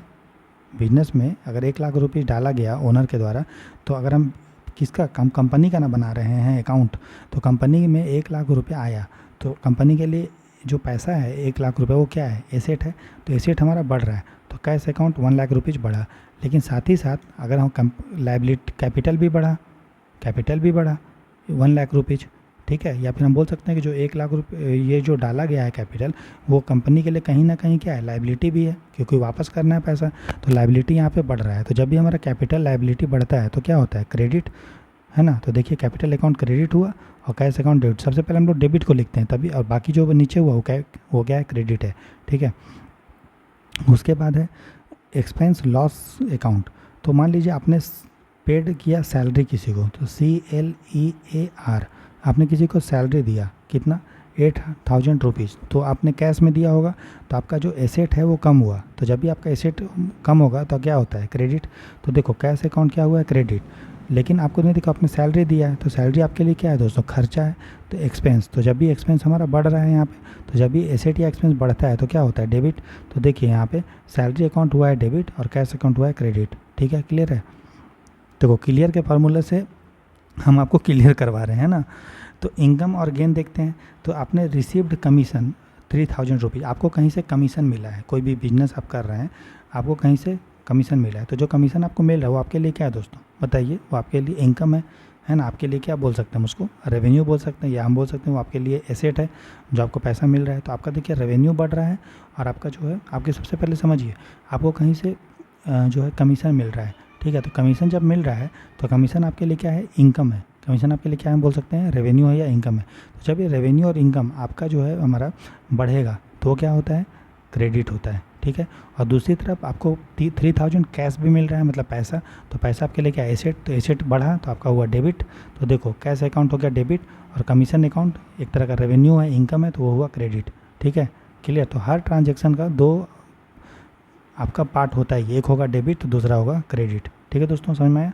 तो बस यहाँ पे एक टेबल है, आप उसको एक बार देख लीजिएगा, ठीक है, कि पर्सनल अकाउंट देख लीजिएगा, रिसीवर को डेबिट करते हैं, क्रेडिट करते हैं गिवर को। जैसे आपने राम को 10,000 रुपीज़ दिया तो ये आपका हुआ, राम का अकाउंट डेबिट हो गया, कैश अकाउंट क्रेडिट हो गया। बस रियल अकाउंट क्या होता है, जो आ रहा है उसको डेबिट, जो जा रहा है वो क्रेडिट। जैसे आपने कोई मशीनरी खरीदा कैश में तो कैश आपका जो है वो कम हुआ, तो इसलिए कैश का अकाउंट डेबिट हो गया, machinery account cash account credit हो गया, मशीनरी डेबिट हो गया। इसी तरह से ये पूरा दिया हुआ है, ठीक है। अब कल जो है हम लोग फिर से अकाउंटिंग करेंगे, अभी 3 दिन अकाउंटिंग ही करेंगे, ठीक है, ताकि आपका अकाउंटिंग पूरा अच्छे से ख़त्म हो जाए। फिर हम लोग 1 से 2 क्लास MCQ कर लेंगे, मतलब अकाउंटिंग का न्यूमेरिकल कर लेंगे 3-4 क्लास, क्योंकि न्यूमेरिकल भी अकाउंटिंग से पूछता है, तो अकाउंटिंग का न्यूमेरिकल भी लेंगे, ठीक है। तो चलिए आज के क्लास को यहीं पे एंड करते हैं दोस्तों, कल हम लोग मिलते हैं और कल हम लोग फिर आगे से करेंगे। तो कैसा आपको क्लास लग रहा है ज़रूर बताइए। EPFO का फ्री ऑफ कॉस्ट आपको जो है जीरो IAS चैनल पे पूरा EPFO का तैयारी हम आपको करवा रहे हैं, ठीक है।